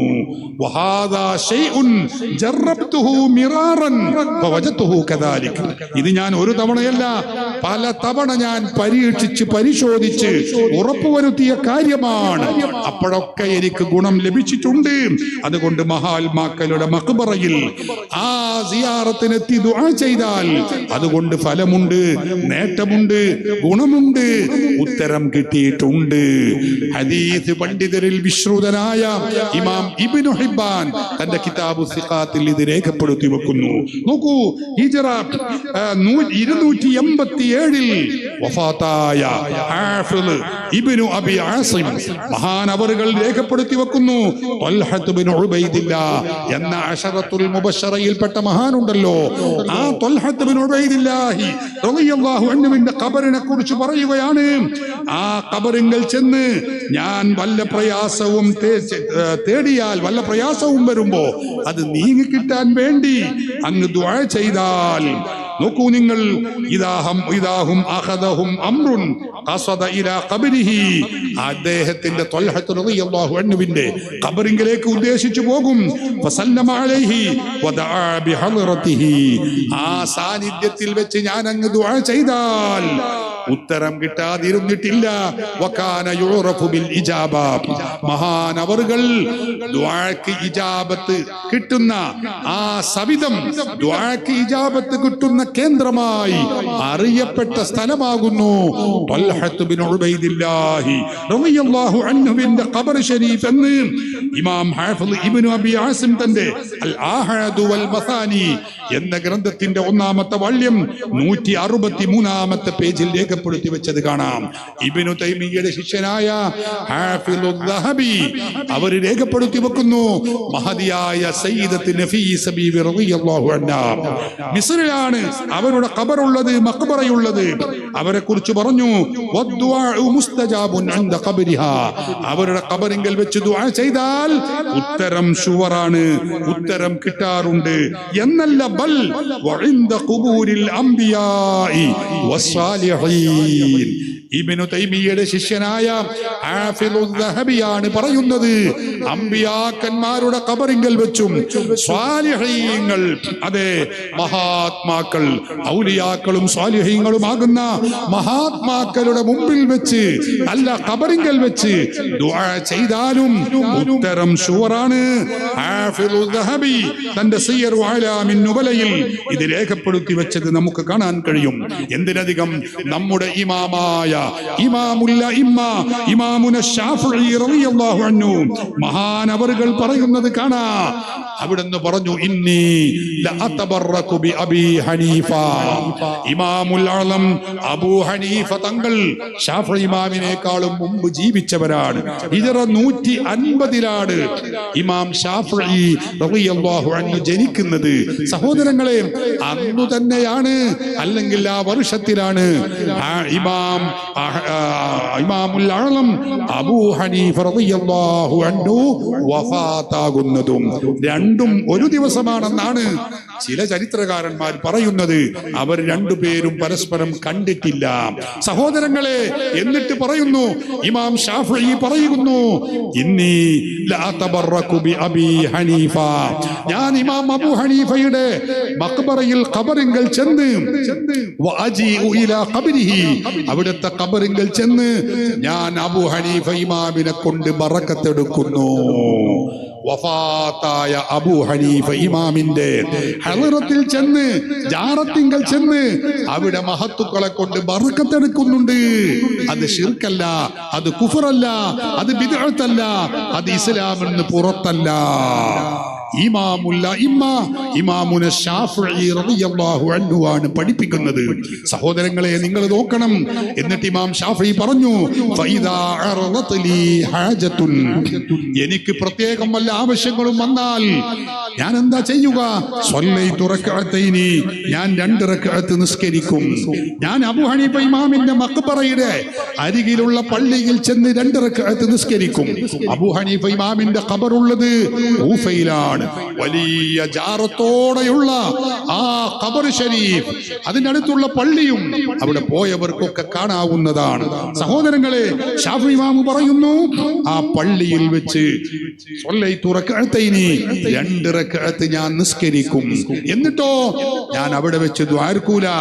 എന്റെ പ്രശ്നം പരിഹരിക്കാനും പ്രത്യേകമായ എന്റെ ആവശ്യം നിറവേറാനും വേണ്ടി ഞാൻ എവിടേക്കാ പോകുന്നത് എന്നറിയോ? ബഹുമാനപ്പെട്ട ശാഫിഈ ഇമാം പറയുന്നു, ഞാൻ അബൂ ഹനീഫ ഇമാമിന്റെ ഖബറിങ്കൽ ചെല്ലുന്നു. അവരുടെ ഖബറിങ്കൽ ചെന്ന് അവിടെ വെച്ച് ഞാൻ അവിടെ വെച്ച് ഞാൻ എന്റെ ആവശ്യങ്ങൾ അല്ലാഹുവിനോട് ദുആ ചെയ്യുന്നു. ജാറത്തിങ്കൽ വെച്ച് ദുആ ഇറക്കുന്നു. അബൂ ഹനീഫ ഇമാമിന്റെ ഖബറിങ്കൽ വെച്ച് ദുആ ചെയ്യുന്നു. അങ്ങനെ ദുആ ചെയ്യുമ്പോ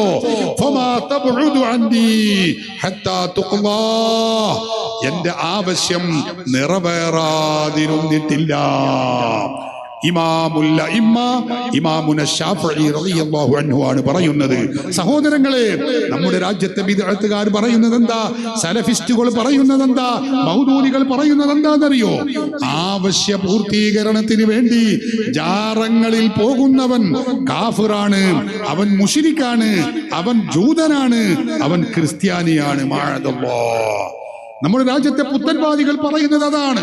എന്നാൽ ഖുർആൻ 7-ാം വയസ്സിൽ ഹിഫ്ളാക്കിയ, 10-ാം വയസ്സിൽ മുവത്ത എന്ന വിശ്വപ്രസിദ്ധ ഹദീസുകൾ, ആയിരക്കണക്കിന് ഹദീസുകൾ മനപ്പാഠമാക്കിയ, 14-ാം വയസ്സിൽ ഫത്വ കൊടുക്കാനുള്ള യോഗ്യത നേടിയ ഇമാമുന ശാഫിഈ റളിയല്ലാഹു അൻഹു പറയുന്നത് എന്താണെന്നറിയോ?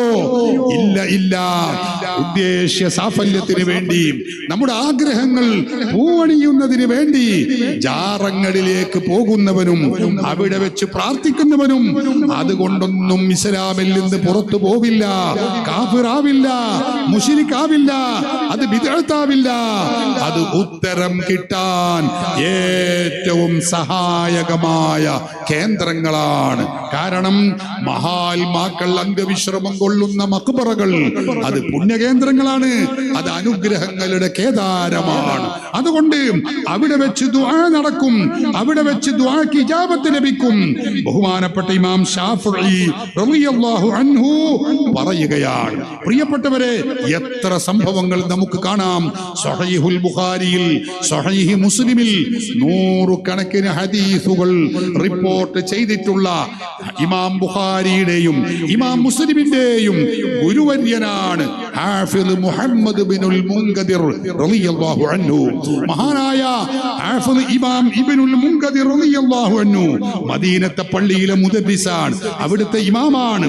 മഹാനവർകൾ ഒരു സന്ദർഭത്തിൽ കാന ഇബ്നുൽ മുൻകദിരി യജ്ലിസു മഅ അസ്ഹാബിഹി, തന്റെ അനുയായികളോട് കൂടെ, ശിഷ്യന്മാരോട് കൂടെ മഹാനവർകൾ അവിടെ മദീനത്തെ പള്ളിയിൽ ഇരിക്കുകയാണ്. ആ സന്ദർഭത്തിൽ ഫകാന യുസീബുഹു സുമാത്തുൻ, മഹാനവർകൾ എന്തോ അല്പസമയം മൗനിയായി, ഒന്നും മിണ്ടുന്നില്ല, പറയുന്നില്ല, എന്തോ ഒരു ടെൻഷൻ വന്നതുപോലെ. മഹാൻ എന്തു ചെയ്തു? ഫകാന യഖൂമു കമാ ഹുവ, അവിടുന്ന് അങ്ങോട്ട് അതേ പ്രയാസത്തോടെ എഴുന്നേറ്റു പോയത് എങ്ങോട്ടാ? മദീനത്തെ പള്ളിയുടെ തന്നെ ഒരു ഭാഗത്തുള്ള ഹബീബായ മുഹമ്മദുർ റസൂലുള്ളാഹി സ്വല്ലല്ലാഹു അലൈഹി വസല്ലമ തങ്ങളുടെ ഖബറിങ്കലേക്കാണ് പോകുന്നത്. സയ്യിദുൽ വറാ ത്വാഹ റസൂലുള്ളാഹി സ്വല്ലല്ലാഹു അലൈഹി വസല്ലമ തങ്ങളുടെ ഖബർ ഷരീഫിന്റെ അരികിൽ ചെല്ലുന്നു, ജാറത്തിങ്കൽ ചെല്ലുന്നു. എന്നിട്ടോ അവിടുന്ന് ചെയ്യുന്നത് എന്താ?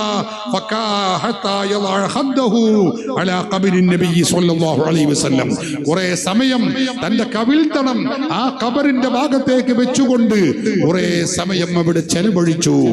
എന്നിട്ട് മഹാനവറുകൾ തിരിച്ചു വരുന്നു.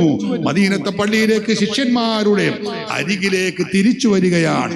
അപ്പൊ ശിഷ്യന്മാര് ചോദിച്ചു, അല്ല ഉസ്താദെ, എന്താണ് ഇപ്പൊ ഞങ്ങൾ ഈ കണ്ടത്, എന്താണ് സംഭവം എന്ന് ചോദിച്ചപ്പോൾ ഫഖാല, മഹാനവറുകൾ പറയുന്നു, ഇമാം മുഹമ്മദ് ഇബ്നുൽ മുൻകദിർ, ഇമാം ബുഖാരിയുടെയും ഇമാം മുസ്ലിമിന്റെയും ഒക്കെ ഗുരുവര്യരായ താബിഈകളുടെ ഇമാം ഷാഫിഈ റളിയല്ലാഹു അൻഹുവിന്റെ ഉസ്താദായ ഇമാം മാലിക് റളിയല്ലാഹു അൻഹുവിന്റെ ഉസ്താദാണ്. ശൈഖുൽ ഖുറാ എന്ന സ്ഥാനപ്പേരുള്ള മഹാനാണ്. അതെ, താബിഈയായ മുഹമ്മദ് ഇബ്നുൽ മുൻകദിർ മഹാനവറുകൾ പറയുന്നത് എന്താണെന്നറിയോ? ഇന്നഹു യുസീബുനി ഖതറുൻ, എനിക്ക് ചില ടെൻഷനുകൾ ഉണ്ടാകുന്നു, ചില പ്രയാസം എന്നെ പിടികൂടുന്നു. ഫൈദാ വജത്തു ദാലിക, അങ്ങനെ പ്രയാസം ഉണ്ടായാൽ ഞാൻ ചെയ്യുന്ന കാര്യം എന്താ? ഇസ്തഅൻതു ബിഖബരിൻ നബിയ്യി സ്വല്ലല്ലാഹു അലൈഹി വസല്ലം, ഞാൻ അല്ലാഹുവിന്റെ റസൂലിന്റെ ഖബറിങ്കൽ ചെന്ന് ഹബീബായ നബി സ്വല്ലല്ലാഹു അലൈഹി വസല്ലമ തങ്ങളുടെ ജാറത്തിങ്കൽ ചെന്ന് ഞാൻ സഹായം തേടും. അങ്ങനെ സഹായം തേടുമ്പോൾ മഹാനവറുകൾ പറയുന്നു, അങ്ങനെ ഞാൻ ചെയ്താലോ ഞാൻ എന്റെ രോഗങ്ങൾക്ക് ശമനം കണ്ടെത്തുന്നു. ആരാണിത് പറയുന്നത്? താബിഈകളിൽപ്പെട്ട മഹാപണ്ഡിതൻ ഇമാം ഷാഫിയുടെ ഗുരുവര്യരുടെ ഗുരുവര്യൻ, ഇമാം ബുഖാരിയുടെയും മുസ്ലിമിന്റെയും ഉസ്താദുമാരിൽപ്പെട്ട ഏറ്റവും വലിയ ഹദീസ് പണ്ഡിതൻ. അതാണ് മുഹമ്മദ് ഇബ്നുൽ മുൻകദിർ. അവർക്കാർക്കും ഈ സലഫികൾ പറയുന്ന, ഈ മൗദൂദികൾ പറയുന്ന, ഈ ബിദ്അകൾ പറയുന്ന ശിർക്കും കുഫറും സഹോദരങ്ങളെ അവരാരും പഠിച്ചിട്ടില്ല. അല്ലാഹുവിന്റെ റസൂലിന്റെ സ്വഹാബികളിൽ നിന്ന്, താബിഈകളിൽ നിന്ന് ഇങ്ങനെ ഒരു ശിർക്കും കുഫറും അവർ പഠിച്ചിട്ടില്ല. അവർക്ക് ഇത് ശിർക്കാണ്, ബിദ്അത്താണെന്ന വിവരവുമില്ല. അവർ അല്ലാഹുവിന്റെ റസൂലിന്റെ ഹളറത്തിലേക്ക് എത്തുന്നു, ജാറത്തിങ്കൽ ചെല്ലുന്നു, തങ്ങളുടെ പ്രയാസം അവർ അഴിച്ചു വെക്കുന്നു, അവർക്ക് ശമനമുണ്ടാകുന്നു.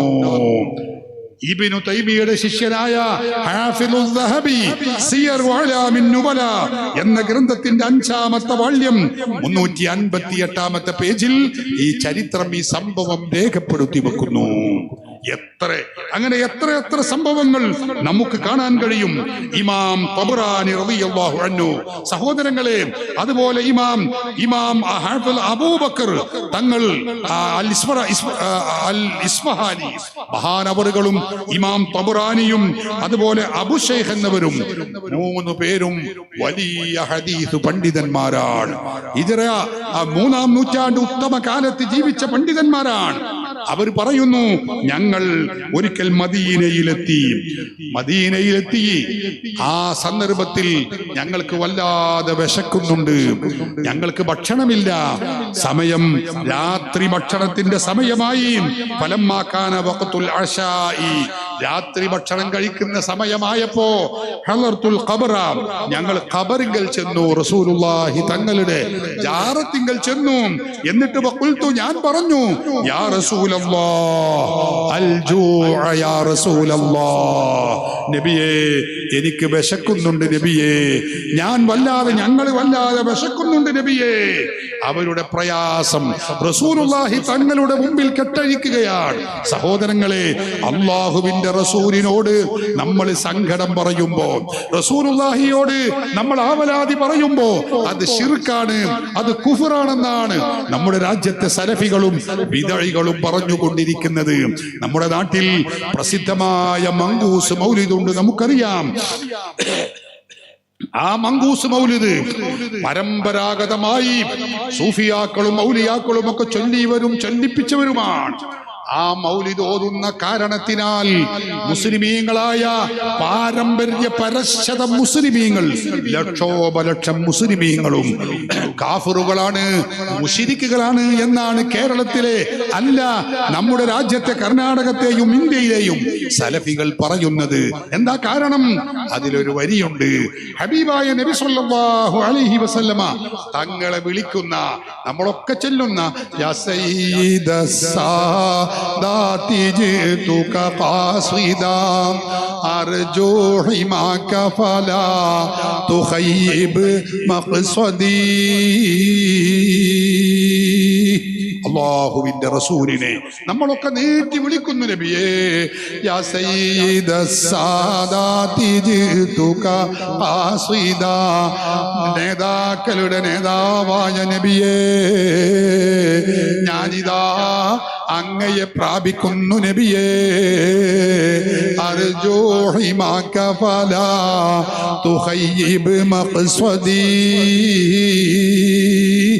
ഞാൻ അവിടുത്തെ സംരക്ഷണ വലയം ഞാൻ ആഗ്രഹിക്കുന്നു നബിയേ, എന്നെ അങ്ങ് നിരാകരിക്കരുതേ നബിയേ. റസൂലുള്ളാഹി തങ്ങളെ വിളിച്ച് നമ്മളൊക്കെ സങ്കടം പറയുന്നു.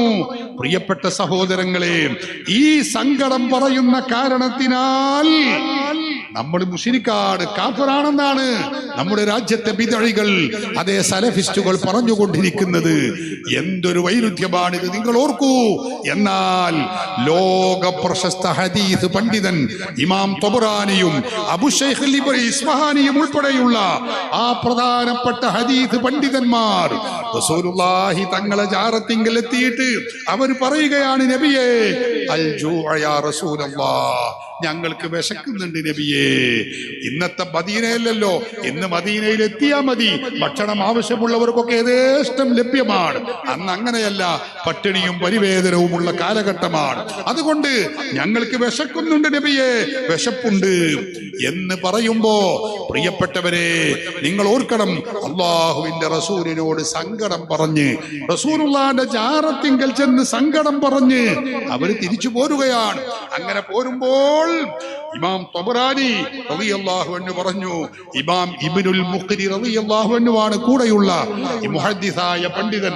അവര് പറയുന്നു, ഖാലലി അത്വബറാനി, ഇമാം ത്വബറാനി എന്നോട് പറഞ്ഞു, ഇമ്മാ ഇജ്ലിസ് ഫഇമ്മാ അൻ യകൂന റിസ്ഖ് അവിൽ മൗത്ത്, ഒന്നുകിൽ നമുക്ക് ഭക്ഷണം കിട്ടും, അല്ലെങ്കിൽ ഭക്ഷണം ഇല്ലാതെ നമ്മൾ മരിക്കേണ്ടി വരും. റസൂലുള്ളാഹിനോട് നമ്മൾ സങ്കടം പറഞ്ഞതല്ലേ, നമുക്ക് ഭക്ഷണം കിട്ടും എന്ന് പറഞ്ഞ് അവർ റൂമിൽ പോയി വിശ്രമിക്കുന്നു. സഹോദരങ്ങളെ, അല്പം കഴിഞ്ഞപ്പോൾ അതാ അവർക്ക് ഭക്ഷണവുമായി വരുന്നു. ആരാ? ഒരു സയ്യിദ് കുടുംബത്തിൽപ്പെട്ട ഒരാൾ 2 കൊട്ട ഭക്ഷണവുമായി കടന്നു വരികയാണ്. വാതിലിൽ മുട്ടി, ഫഫതഹ്നാലഹു, വാതിൽ ഞങ്ങൾ തുറന്നു കൊടുത്തു. ഫഇദാ മഅഹു ഗുലാമാനി ബിഖുഫത്തൈനി, 2 അടിമകളുടെ കയ്യിൽ 2 കൊട്ട ഭക്ഷണവുമായി ആളിവിടെ ഞങ്ങളുടെ വീടിന്റെ റൂമിന്റെ മുന്നിലെത്തി. ഫീഹിമാ ശൈഉൻ കസീർ, ഒരുപാട് ഭക്ഷ്യവിഭവങ്ങൾ അതിലുണ്ട്. എന്നിട്ട് അദ്ദേഹം ചോദിച്ചു, വഖാല ശകൗതുമുനി ഇലാ നബി സ്വല്ലല്ലാഹു അലൈഹി വസല്ലം, നിങ്ങൾ അല്ലാഹുവിന്റെ റസൂലിനോട് ആവലാതിപ്പെട്ടിരുന്നോ, എന്തെങ്കിലും കാര്യങ്ങൾ പറഞ്ഞിരുന്നോ? അവർ ചോദിച്ചു, അതെ, ഞങ്ങൾ ഭക്ഷണമില്ലാത്ത കാര്യം പറഞ്ഞിരുന്നു. എന്നാൽ ഫഅമറനി ബിഹംദി ശൈഇൻ ഇലൈക്കും, അല്ലാഹുവിന്റെ റസൂൽ സ്വപ്നത്തിലൂടെ വന്ന് നിങ്ങൾക്ക് ഭക്ഷണം എത്തിക്കാൻ എന്നോട് പറഞ്ഞതാണ്. അതുകൊണ്ടാണ് ഞാൻ ഇവിടെ ഭക്ഷണം എത്തിക്കുന്നത്, ഈ ഭക്ഷണം കൊണ്ടുവരുന്നത് എന്ന് പറഞ്ഞ് ബഹുമാനപ്പെട്ട ഹാഫിദ് ഇബ്നുൽ മുഖ്രി, ഇമാം ത്വബറാനി, അബൂ ശൈഖ് ഇസ്ഫഹാനി അവരുടെ അരികിലേക്ക് ഭക്ഷണം കൊണ്ടുകൊടുത്തു എന്ന് ചരിത്രം രേഖപ്പെടുത്തി വെച്ചതാരാ? ഇബ്നു തൈമിയുടെ ശിഷ്യനായ ഹാഫിദുൽ ദഹബിയാണ്. സഹോദരങ്ങളെ, മഖ്ബറയിൽ ചെന്ന് നമ്മൾ തവസ്സുൽ ചെയ്യാറുണ്ട്. അതിന് ഇസ്ലാമികമായി യാതൊരു തകരാറുമില്ല. നമ്മൾ ഇസ്തിഗാസ ചെയ്യാറുണ്ട്, നമ്മൾ ഇസ്തിശ്ഫാ ചെയ്യാറുണ്ട്, നമ്മൾ അവരോട് അവിടെ കൊണ്ട് ബറക്കത്തെടുക്കാറുണ്ട്. ഇതൊക്കെ മഖ്ബറയിൽ ചെന്ന് മുസ്ലിമീങ്ങൾ ചെയ്തുകൊണ്ടിരിക്കുന്ന സുഹൃതങ്ങളാണ്. ഉള്ളാൾ സയ്യിദ് ഷരീഫുൽ മദനി തങ്ങളുടെ മഖ്ബറയിൽ ചെന്നാലും നമ്മൾ അവിടെ നിന്ന് സിയാറത്ത് ചെയ്യുന്നു, ബറക്കത്തെടുക്കുന്നു, ഇസ്തിശ്ഫാ ചെയ്യുന്നു, തവസ്സുൽ, ഇതൊക്കെ നമ്മൾ അവരെ വെച്ച് ചെയ്യുന്നുണ്ട്. ഇതൊന്നും ശിർക്കല്ല, കുഫറല്ല, ഇതൊന്നും അനാചാരമല്ല. ഈ മഹാനായ സയ്യിദ് ഷരീഫുൽ മദനി തങ്ങൾ ഖുതുബുസ്സമാൻ, വലിയായ മഹാൻ, അതുപോലെ മറ്റ് ഔലിയാക്കൾ, അവരൊക്കെ ദൈവമാണെന്ന് നമ്മൾ വിശ്വസിക്കുന്നില്ല, ദൈവപുത്രനാണെന്ന് വിശ്വസിക്കുന്നില്ല, ദൈവ അവതാരമാണെന്ന് നമ്മൾ വിശ്വസിക്കുന്നില്ല, അല്ലെങ്കിൽ ഇലാഹാണെന്ന് വിശ്വസിക്കുന്നില്ല, പടച്ചവനാണെന്ന് വിശ്വസിക്കുന്നില്ല, റബ്ബാണെന്ന് നമ്മൾ കരുതുന്നില്ല. പിന്നെ എങ്ങനെയാണ് അള്ളാഹു നൽകുന്ന കഴിവ് കൊണ്ട്, അള്ളാഹു നൽകുന്ന കറാമത്ത് കൊണ്ട്, അള്ളാഹു അവന്റെ ഇഷ്ടദാസന്മാർക്ക് നൽകുന്ന ആ കഴിവുകളെ കൊണ്ട് അഅ്ബുദുഹു വറസൂലുഹു, അവർ അള്ളാഹുവിന്റെ അടിമയാണ്, അള്ളാഹുവിന്റെ റസൂലുമാണ് എന്ന വിശ്വാസത്തോടെയാണ് ഈ മഹാത്മാക്കളെ നമ്മൾ സമീപിക്കുന്നത്. അങ്ങനെ മാത്രമേ അവരെ സമീപിക്കാനും പറ്റുകയുള്ളൂ. മുസ്ലിം ലോകത്തതിൽ തർക്കമില്ല. മഹാത്മാക്കളായ ഔലിയാക്കളെ കുറിച്ച് അല്ലെങ്കിൽ അമ്പിയാക്കളെ കുറിച്ച് അവര് അള്ളാഹുവിനെ പോലെയുള്ള ദൈവമാണെന്നോ അല്ലെങ്കിൽ അള്ളാഹുവിന്റെ കീഴിലുള്ള ദൈവമാണെന്നോ ദൈവപുത്രന്മാർ ഒന്നും മുസ്ലിമീങ്ങൾ വിശ്വസിക്കുന്നില്ല. അങ്ങനെ ഒരു വിശ്വാസം മുസ്ലിമീങ്ങൾക്കില്ല. ഒരുപക്ഷെ ഹിന്ദുക്കൾക്കുണ്ടാവാം, ക്രിസ്ത്യാനികൾക്കുണ്ടാവാം, മുസ്ലിങ്ങളാരും അങ്ങനെ വിശ്വസിക്കുന്നില്ല. അങ്ങനെ വിശ്വസിക്കുന്നത് കടുത്ത അപരാധമാണ്, കുഫ്റാണ്, ശിർക്കാണ്. അതറിയാത്തവർ മുസ്ലിം സമുദായത്തിലില്ല. നമ്മൾ മഹാത്മാക്കളെ അരികിലേക്ക് നമ്മൾ പോകുന്നത് എങ്ങനെയാണ്? അവർ അള്ളാഹുവിന്റെ അടിമകളാണ്. അവർ അള്ളാഹു നൽകുന്ന, അവർക്ക് അള്ളാഹു നൽകുന്ന കറാമത്തുകളെ കൊണ്ട്, അവർക്ക് നൽകുന്ന മഹത്വങ്ങളെ കൊണ്ട് അവർ സഹായിക്കും. അവർ നമുക്ക് ആവശ്യമായ വിഷയങ്ങളിൽ അവർ ഇടപെടും, അവർ ശഫാഅത്ത് ചെയ്യും.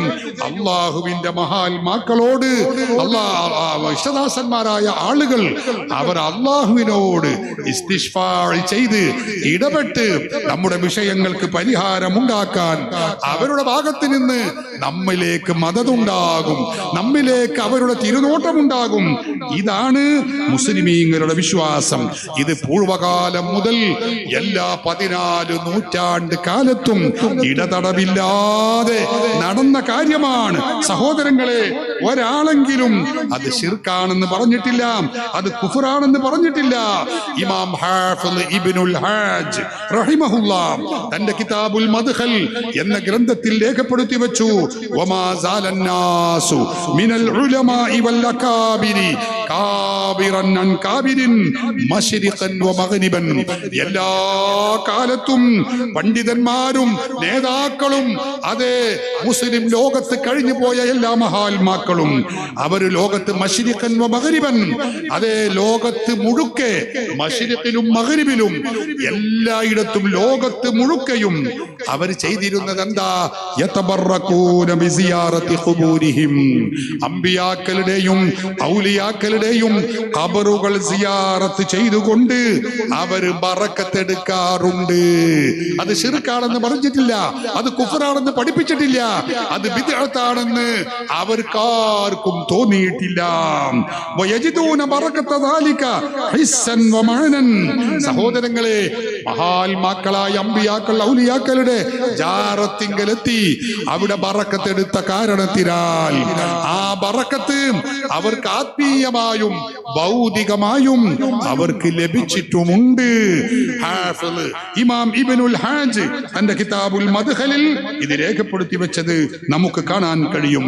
സഹോദരങ്ങളെ, അതുകൊണ്ട് മഹാത്മാക്കളായ ആ അമ്പിയാക്കൾ ഔലിയാക്കൾ അവരുടെ മഖ്ബറകൾ നമ്മുടെ ആവശ്യ പൂർത്തീകരണത്തിന് വേണ്ടി അള്ളാഹു അനുവദിച്ച പുണ്യ കേന്ദ്രങ്ങളാണ്.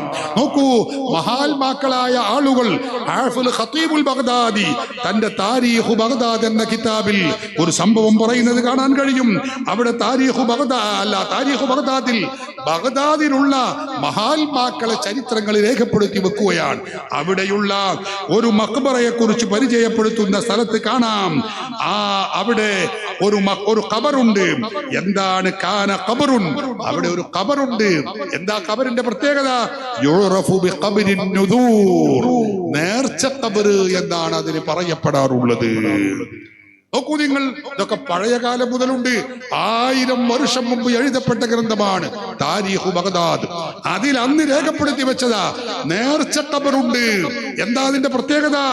ആ നേർച്ച വയുഖാലു ഇന്നൽ മദ്ഫൂന ഫീഹി റജുലുൻ മിൻ ഉൽദി അലി ഇബ്നു അബി ത്വാലിബ് റളിയല്ലാഹു അൻഹു. അലി റളിയല്ലാഹു അൻഹുവിന്റെ മക്കളിൽ അല്ലെങ്കിൽ പേരമക്കളിൽപ്പെട്ട ഒരാളാണ് അവിടെ മറവ് ചെയ്യപ്പെട്ടിട്ടുള്ളത്. പേര് കൃത്യമായി അറിയില്ല. യതബറക്കുന്നാസു ബിസിയാറതിഹി. ജനങ്ങൾ അവിടെ വന്ന് ബറക്കത്തെടുക്കുന്നു, സിയാറത്ത് ചെയ്ത് ബറക്കത്തെടുക്കുന്നു. വയഖ്സിദുഹു ദുൽ ഹാജതി മിൻഹും ലിഖളാഇ ഹാജതിഹി.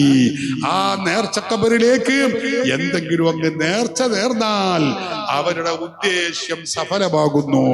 അതെല്ലാവരും അംഗീകരിച്ച കാര്യമാണ്. എന്തെങ്കിലും അവിടേക്ക് നേർച്ച നേർന്ന് അവരുടെ ആവശ്യം വന്ന് പറഞ്ഞ് ദുആ ചെയ്താൽ ആ ഉദ്ദേശ്യം നിറവേറും. അങ്ങനെയുള്ള ഖബറുൻ നുദൂർ, നേർച്ച ഖബർ ബഗ്ദാദിലെ മഖ്ബറയിൽ ഉണ്ട് എന്ന് ഹാഫിദ് ഖതീബുൽ ബഗ്ദാദി രേഖപ്പെടുത്തി വെക്കുന്നു.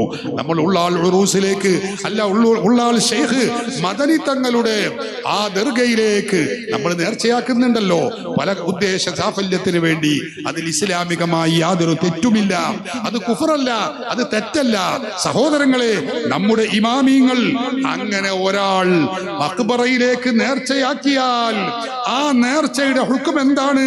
പണ്ഡിതന്മാർ അത് വിശദീകരിച്ചിട്ടുണ്ട്. ഇമാം ഇബ്നു ഹജർ അൽ ഹൈതമി ഫതാവൽ കുബ്രയിൽ ഇത് രേഖപ്പെടുത്തി വെച്ചിട്ടുണ്ട്. അതുപോലെ ബിഗിയത്തുൽ മുസ്തർശിദീനിൽ ഇതിന്റെ ഹുക്കം പണ്ഡിതന്മാർ പറഞ്ഞിട്ടുണ്ട്. അങ്ങനെ നേർച്ച നേർന്നാൽ ആ കാശ് എന്ത് ചെയ്യണം? ഇമാമുമാര് അവരുടെ കിതാബുകളിൽ അതിന്റെ മസ്അല പറഞ്ഞു വെച്ചു. അപ്പൊ അതിൽ നിന്ന് നമുക്ക് മനസ്സിലാക്കാം, അങ്ങനെ മഖ്ബറയിലേക്ക് ദർഗയിലേക്ക് നേർച്ച നേരുന്നത് കൊണ്ട് അതൊരിക്കലും തെറ്റുള്ള കാര്യമല്ല, അത് കുഴപ്പമുള്ള കാര്യമല്ല എന്ന് ഇമാമിയങ്ങൾ വ്യക്തമായി കൃത്യമായി പഠിപ്പിച്ചത് നമുക്ക് കാണാൻ കഴിയും. ഒരുപാട് കാര്യങ്ങൾ ഇനിയും അത് സംബന്ധമായി പറയാനുണ്ട്. സമയം വളരെ അതിക്രമിച്ചതുകൊണ്ട് ഞാനിപ്പോൾ ഇനി അതിലേക്ക് പ്രവേശിക്കുന്നില്ല. ബഹുമാനപ്പെട്ട ഇമാം അബ്ദുൽ വഹാബ് ഷഅറാനി റളിയല്ലാഹു അൻഹു അവിടുത്തെ പ്രസിദ്ധമായ ഒരു കിതാബുണ്ട്, അൽ ബഹറുൽ മൗറൂദ് ഫിൽ മവാസീഖ് വൽ ഉഹൂദ് എന്ന കിതാബ്. അൽ ഉഹൂദ് സുഗ്റ എന്ന പേരിൽ അറിയപ്പെടുന്ന കിതാബാണ്. അതിൽ മഹാനവറുകൾ പറയുന്ന ഒരു കാര്യമുണ്ട്. അതെന്താ? ഒരു മഹാനായ ഒരു വലിയനെ നമ്മൾ സിയാറത്ത് ചെയ്യുമ്പോൾ ആ സിയാറത്ത് ചെയ്യാൻ വരുന്ന സന്ദർഭത്തിൽ മഹാന്റെ ആ മഖ്ബറയിൽ അവിടെ സ്വതക്കകൾ അല്ലെങ്കിൽ സംഭാവനകൾ സ്വീകരിക്കുന്ന പെട്ടി ഉണ്ടാകും, അല്ലേ? അവിടേക്ക് എന്തെങ്കിലുമൊക്കെ സ്വതക്ക ചെയ്യുന്നത് അത് ഉത്തമമാണ്. ദുആക്ക് ഇജാബത്ത് കിട്ടാൻ ഏറെ സഹായകമാണെന്ന് ബഹുമാനപ്പെട്ട ഇമാം ഷഅറാനി ദീർഘമായ വരികൾ ഉദാഹരണ സഹിതം അത് വിശദീകരിക്കുന്നുണ്ട്. സമയക്കുറവുകൊണ്ട് ഞാനിപ്പോ അതിന്റെ വിശദാംശത്തിലേക്ക് കടക്കുന്നില്ല. ഇനി അവിടെ അങ്ങനെ പെട്ടിയും അങ്ങനെ പരിപാടിയൊന്നും ഇല്ലെങ്കിൽ, അവിടുത്തെ പെട്ടിയിലിടുന്നില്ലെങ്കിൽ അവിടുത്തെ മഖാമിന്റെ മഖ്ബറയുടെ ഖാദിമായ ആളുകൾക്ക്, ഖാദിമായ വ്യക്തികൾക്ക് ഒരു സ്വതക്ക കൊടുക്കുന്നത് വളരെ ഉത്തമമാണ്. നമ്മൾ നടത്തുന്ന ദുആക്ക് ഇജാബത്ത് ലഭിക്കാൻ അതേറെ സഹായകമാണെന്ന് ഇമാം ഷഅറാനി തന്റെ കിതാബ് അൽ ബഹറുൽ മൗറൂദ് ഫിൽ മവാസീഖ് വൽ ഉഹൂദ് എന്ന ഗ്രന്ഥത്തിൽ അത് രേഖപ്പെടുത്തി. അതിന്റെ പേജ് 103-ാമത്തെ പേജിൽ മഹാനവറുകൾ രേഖപ്പെടുത്തി വെച്ചത് നമുക്ക് കാണാൻ കഴിയും. ഞാൻ അവസാനിപ്പിക്കുന്നു. സഹോദരങ്ങളെ, മഹാത്മാക്കളുടെ മഖ്ബറ സാധാരണക്കാരുടെ ഖബറുകൾ പോലെയല്ല. സാധാരണക്കാരായ ആളുകളുടെ ഖബറുകൾ നമുക്കറിയാം, അവർക്ക് വേണ്ടി മഗ്ഫിറത്തിന് ദുആ ചെയ്യാനാണ് നമ്മൾ പോകാറുള്ളത്. നമ്മൾ മരണത്തെ സ്മരിക്കുന്നതിന് വേണ്ടിയാണ് പോകാറുള്ളത്. എന്നാൽ മഹാത്മാക്കളുടെ മഖ്ബറയിലേക്ക് പോകുമ്പോ നമ്മുടെ ഈമാനികമായ ഉത്തേജനം ഉണ്ടാവാൻ, അവരിൽ നിന്ന് നമ്മുടെ പാരത്രികമായ ഒരു നന്മ, ഈമാനിന് വർധനമുണ്ടാവാൻ വേണ്ടിയാണ്, അവരെ കൊണ്ട് ബറക്കത്തെടുക്കാനാണ് നമ്മൾ പോകാറുള്ളത്. ഞാനത് വിശദീകരിച്ചു. ഇമാം ഇബ്നു ഹജർ അൽ ഹൈതമി തന്റെ കിതാബുൽ ഇആബ് എന്ന ഗ്രന്ഥത്തിൽ അത് വിശദമായി രേഖപ്പെടുത്തി വെച്ചിട്ടുണ്ട്. എന്നാൽ ആ മഖ്ബറയിലേക്ക്, മഹാത്മാക്കളുടെ മഖ്ബറയിലേക്ക്, അമ്പിയാക്കൾ ഔലിയാക്കളുടെ മഖ്ബറയിലേക്കുള്ള സിയാറത്ത് സ്ത്രീകൾക്കും സുന്നത്താണെന്ന് പണ്ഡിതന്മാരിൽ പലരും വ്യക്തമായി രേഖപ്പെടുത്തി വെച്ചിട്ടുണ്ട്. സഹോദരിമാരെ, സാധാരണക്കാരുടെ ഉപ്പയുടെ ഉമ്മയുടെ ആങ്ങളയുടെ ഭർത്താവിന്റെ ഖബറൊന്നും സിയാറത്ത് ചെയ്യൽ സുന്നത്തില്ല, ഇമാമികൾ പറഞ്ഞിട്ടുണ്ട്. പക്ഷേ മഹാത്മാക്കളുടെ മഖബറകൾ സിയാറത്ത് ചെയ്യൽ സ്ത്രീകൾക്കും പുണ്യകർമ്മമാണ്, സുന്നത്താണ്. പക്ഷേ ഇമാമുമാർ അതിന് വ്യക്തമായ മാനദണ്ഡങ്ങൾ പറഞ്ഞിട്ടുണ്ട്. ഇമാം ഇബ്നു ഹജർ അൽ-ഹൈതമി തുഹ്ഫത്തുൽ മുഹ്താജിന്റെ 3-ാമത്തെ വാള്യം 201-ാമത്തെ പേജിൽ, അതുപോലെ നിഹായത്തുൽ മുഹ്താജിൽ ഇമാം മുഹമ്മദ് റംലി 3-ാമത്തെ വാള്യം 37-ാമത്തെ പേജിൽ, മറ്റ് അയിമ്മത്തുകളൊക്കെ അതിന് വ്യക്തമായ മാനദണ്ഡങ്ങൾ പറഞ്ഞിട്ടുണ്ട്. സ്ത്രീകൾ വളരെ ഗൗരവത്തിൽ ഇത് ശ്രദ്ധിക്കണം.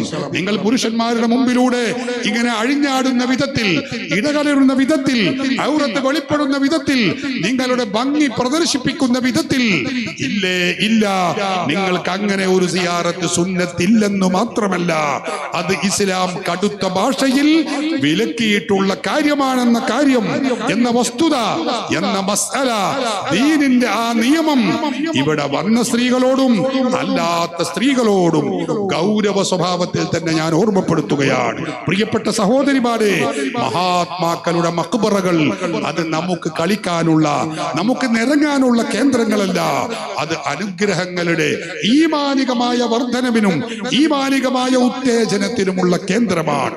അതിന് ശരീഅത്തുൽ ഇസ്ലാം സ്ത്രീകളോട് കൽപ്പിച്ച വിധത്തിലല്ലാതെ അവർക്ക് പുറത്തിറങ്ങാൻ പാടില്ല. അത് സിയാറത്തിനാണെങ്കിലും അല്ലെങ്കിലും അവർക്കുള്ള നിയമം അത് വ്യക്തമാണ്, കൃത്യമാണ്. അതുകൊണ്ട് നിങ്ങൾ മഹാത്മാക്കളുടെ സിയാറത്ത് എന്ന ലക്ഷ്യം ഉദ്ദേശിച്ച്, നല്ല ഒരു കാര്യം ഉദ്ദേശം വെച്ച് നിങ്ങൾ വന്ന് അതിൽ പിന്നെ ഹറാം കലർത്തി കുറ്റം കിട്ടുന്ന ഒരു പ്രവണത ഒരിക്കലും സ്ത്രീകളിൽ നിന്നുണ്ടാവാൻ പാടില്ല. അത് കുറ്റകരമാണ്, അത് ഹറാമാണ്, അത് പാടില്ലാത്തതാണ്, അത് ശരീഅത്ത് വിലക്കിയതാണ് എന്ന കാര്യം എന്റെ പ്രിയപ്പെട്ട സഹോദരിമാരോട് സൗമ്യ സ്വഭാവത്തില് അല്ല, അതിലേറെ ഗൗരവ സ്വഭാവത്തില് ഞാൻ നിങ്ങളെ പ്രത്യേകമായി അറിയിക്കുകയാണ്. നിങ്ങൾക്ക് ഇസ്ലാം അനുവദിച്ച ആ രീതിയിൽ മാത്രമേ നിങ്ങൾ സിയാറത്തിന് പോവാനും വരാനും പാടുള്ളൂ. അല്ലാഹു നമ്മെ അനുഗ്രഹിക്കട്ടെ. മഹാത്മാക്കളെ മഹബത്ത് വെച്ച്, അവരെ പ്രിയം വെച്ച്, അവരോട് കൂടെ സ്വർഗപ്രവേശനം നേടാൻ അവരോടുള്ള മഹബത്തും, സഹോദരങ്ങളെ, അവരോടുകൂടെയുള്ള നമ്മുടെ ഈ മവദ്ദത്തുമൊക്കെ അല്ലാഹു കാരണമാക്കട്ടെ.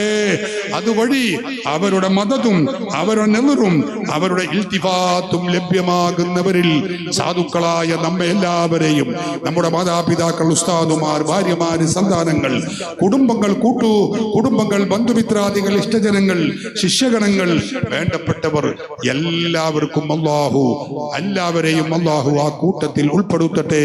മഹാനായ ഷെയ്ഖ് ഖുതുബുസ്സമാൻ അസ്സയ്യിദ് ഷെയ്ഖ് മുഹമ്മദ് ഷരീഫുൽ മദനി ഖദ്ദസല്ലാഹു സിർറഹുൽ അസീസ് തങ്ങളുടെ ഹഖ് കൊണ്ട്, ബറകാത്ത് കൊണ്ട് നമ്മുടെ സർവ്വ രോഗങ്ങളിൽ നിന്നും അല്ലാഹു മുക്തി നൽകട്ടെ. സർവ്വ സദുദ്ദേശങ്ങളും അല്ലാഹു സഫലമാക്കട്ടെ. പ്രയാസങ്ങൾ അല്ലാഹു ദൂരീകരിക്കട്ടെ. നമ്മിൽ നിന്നും നമ്മുടെ നേതാക്കൾ താജുൽ ഉലമ ഉൾപ്പെടെയുള്ള, നൂറുൽ ഉലമ, അതുപോലെ കൻസുൽ ഉലമ ഉൾപ്പെടെയുള്ള നമ്മുടെ സർവ്വ ഉലമാക്കൾ, നേതാക്കൾ, സാദാത്തുക്കൾ, വഫാത്തായി പോയവർ, നമ്മുടെ മാതാപിതാക്കൾ, കൂട്ടുകുടുംബാദികൾ, ഇഷ്ടജനങ്ങൾ, അവരുടെ ഒക്കെ ഖബറിടം അല്ലാഹു സ്വർഗീയ ആരാമമാക്കി നമ്മെ അനുഗ്രഹിക്കട്ടെ എന്നു മാത്രം പറഞ്ഞ് ഇതിന്റെ സമാപനം അവർക്കൊക്കെ വേണ്ടി ഇൻഷാ അല്ലാഹ് ഇവിടെ ദുആ ചെയ്യുകയാണ്. ബഹുമാനപ്പെട്ട സയ്യിദ് അൻവർ സാദാത്ത് സഅദി അർഷദി തങ്ങളവറുകൾ കേരളത്തിലെ നല്ല വഴല് പ്രഭാഷണ രംഗത്തെ യുവപ്രഭാഷകരിൽ തിളങ്ങുന്ന പ്രഭാഷകനാണ്. ബഹുമാനപ്പെട്ട തങ്ങളവറുകൾ ആത്മീയ വേദികൾക്ക്, നിരവധി വേദികൾക്ക് നേതൃത്വം നൽകുന്ന വലിയ വ്യക്തിത്വമാണ്. ഞാൻ തങ്ങളെ കൊണ്ട് കുറച്ചു സമയം ഒന്ന് വഴല് പറയിപ്പിക്കണമെന്ന് കരുതിയതാണ്. എന്റെ ശബ്ദം ഇന്നലെയും നമ്മുടെ കേരള മുസ്ലിം ജമാഅത്തിന്റെ കീഴിൽ എല്ലായിടത്തും ആദർശ ക്യാമ്പയിനിന്റെ ഭാഗമായി ഒരു ദിവസം 2ഉം 3ഉം ഒക്കെയുള്ള പ്രഭാഷണങ്ങൾ ആണ് ദിവസവും ഉള്ളത്. ഇന്നലെയും ഉണ്ടായിരുന്നു. ഇത്രയും സമയം എനിക്ക് പ്രസംഗിക്കാൻ കഴിയുമെന്ന് ഞാൻ തന്നെ കരുതിയിട്ടില്ല. ബഹുമാനപ്പെട്ട ഖുതുബുസ്സമാൻ മുഹമ്മദ് ഷരീഫുൽ മദനി തങ്ങളുടെ ബറകാത്ത് കൊണ്ട് അല്ലാഹു നമുക്ക് വലിയ തൗഫീഖ് നൽകി. അൽഹംദുലില്ലാഹ്. അതുകൊണ്ട് തങ്ങളവர்கள் നമുക്ക് വേണ്ടി ദുആ ചെയ്തു തരും. എൻ്റെ ഒരു ശിഷ്യനും നമ്മുടെ ഇവിടുത്തെ ഉസ്താദുമായ മദീനത്തുന്നൂർ പൂനൂർ മദീനത്തുന്നൂരിലെ പ്രധാന മുദരിസുമായ അലി അഹ്സനി അടക്കരയുടെ പിതാവ് ഇന്ന് മരണപ്പെട്ടു. വൈകുന്നേരം ഖബറടക്കി. ഞാൻ ഇങ്ങോട്ടുള്ള യാത്രയിലായതുകൊണ്ട് പോകാൻ കഴിഞ്ഞിട്ടില്ല. അള്ളാഹു അവരുടെ ദറജ ഉയർത്തട്ടെ, അവർക്ക് മഗ്ഫിറത്തും റഹ്മത്തും ചൊരിയട്ടെ, അവർക്ക് അള്ളാഹു സ്വർഗം നൽകട്ടെ. എല്ലാവർക്കും വേണ്ടിയും സയ്യിദ് അൻവർ സാദാത്ത് തങ്ങൾ ദുആ ചെയ്യും. ഇതിനുശേഷം നമ്മൾ പിരിഞ്ഞു പോയാൽ മതി എന്ന് ഓർമ്മപ്പെടുത്തുന്നു. എല്ലാവരും ദുആ ചെയ്യണമേ എന്ന വസിയ്യത്തോടെ വആഖിറു ദഅവാനാ അനിൽ ഹംദുലില്ലാഹി റബ്ബിൽ ആലമീൻ. അസ്സലാമു അലൈക്കും വറഹ്മത്തുള്ളാഹി വബറകാതുഹു. സമൂഹത്തിന്റെ ഹൃദയങ്ങളിലേക്ക് അറിവിൻ പ്രകാശജ്വാലകൾ വിതറി നീണ്ട പ്രഭാഷണം നടത്തിയ അനബി സഖാഫി കുളത്തൂർ ഉസ്താദിന്റെ 1000 അഭിവാദ്യങ്ങൾ. തങ്ങൾ ഉസ്താദ് സമാപന ദുആ മജ്ലിസിലേക്ക് നേതൃത്വം അലങ്കരിക്കുന്നു. നമ്മുടെ വേദിയിൽ വന്നെത്തിയ കർണാടകയിൽ ദർസ് രംഗത്ത് ഒരു വിപ്ലവം സൃഷ്ടിക്കുന്ന ഹാഫിൽ അഹമ്മദ് കാമിൽ സഖാഫി അൽ ഹൈക്കമി ഉസ്താദിനും വേദിയിലേക്ക് സ്വാഗതം അരുളുന്നു. അസ്സലാമു അലൈക്കും വറഹ്മത്തുള്ളാഹി വബറകാതുഹു. ഇൻഷാ അല്ലാഹ് സമയം വളരെ വൈകിക്കൊണ്ടിരിക്കുന്നു. നമുക്ക് ഒരു 11 ഇസ്തിഗ്ഫാറും 11 തഹ്ലീലും 11 സ്വലാത്തും ചൊല്ലി ചെറിയ നിലക്ക് ദുആ ചെയ്യാം. ബിസ്മില്ലാഹിർ റഹ്മാനിർ റഹീം. ഇസ്തഗ്ഫിറൂ റബ്ബക്കും ഇന്നഹു കാന ഗഫാറാ. അസ്തഗ്ഫിറുല്ലാഹൽ അലീം. അസ്തഗ്ഫിറുല്ലാഹൽ അലീം. അസ്തഗ്ഫിറുല്ലാഹൽ അലീം. അസ്തഗ്ഫിറുല്ലാഹൽ അലീം. അസ്തഗ്ഫിറുല്ലാഹൽ അലീം. അസ്തഗ്ഫിറുല്ലാഹൽ അലീം. അസ്തഗ്ഫിറുല്ലാഹൽ അലീം. അസ്തഗ്ഫിറുല്ലാഹൽ അലീം. അസ്തഗ്ഫിറുല്ലാഹൽ അലീം. അസ്തഗ്ഫിറുല്ലാഹൽ അലീം. അസ്തഗ്ഫിറുല്ലാഹൽ അലീം.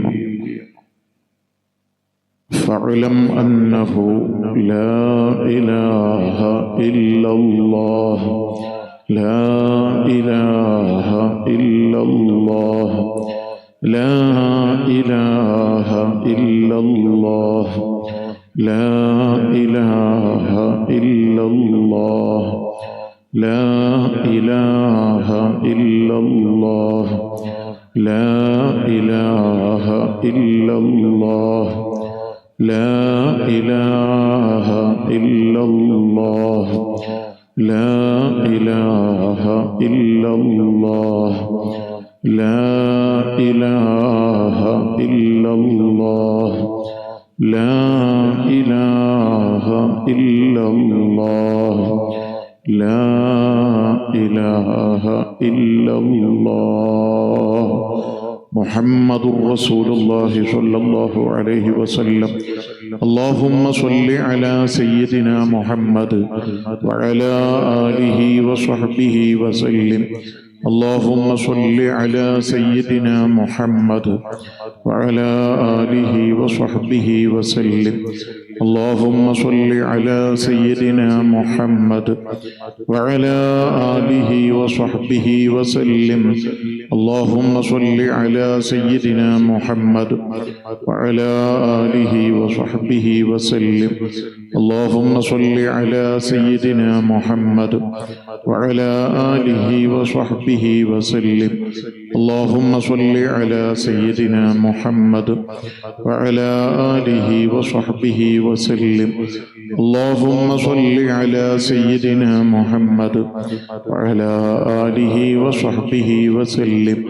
اللهم صل على سيدنا محمد وعلى آله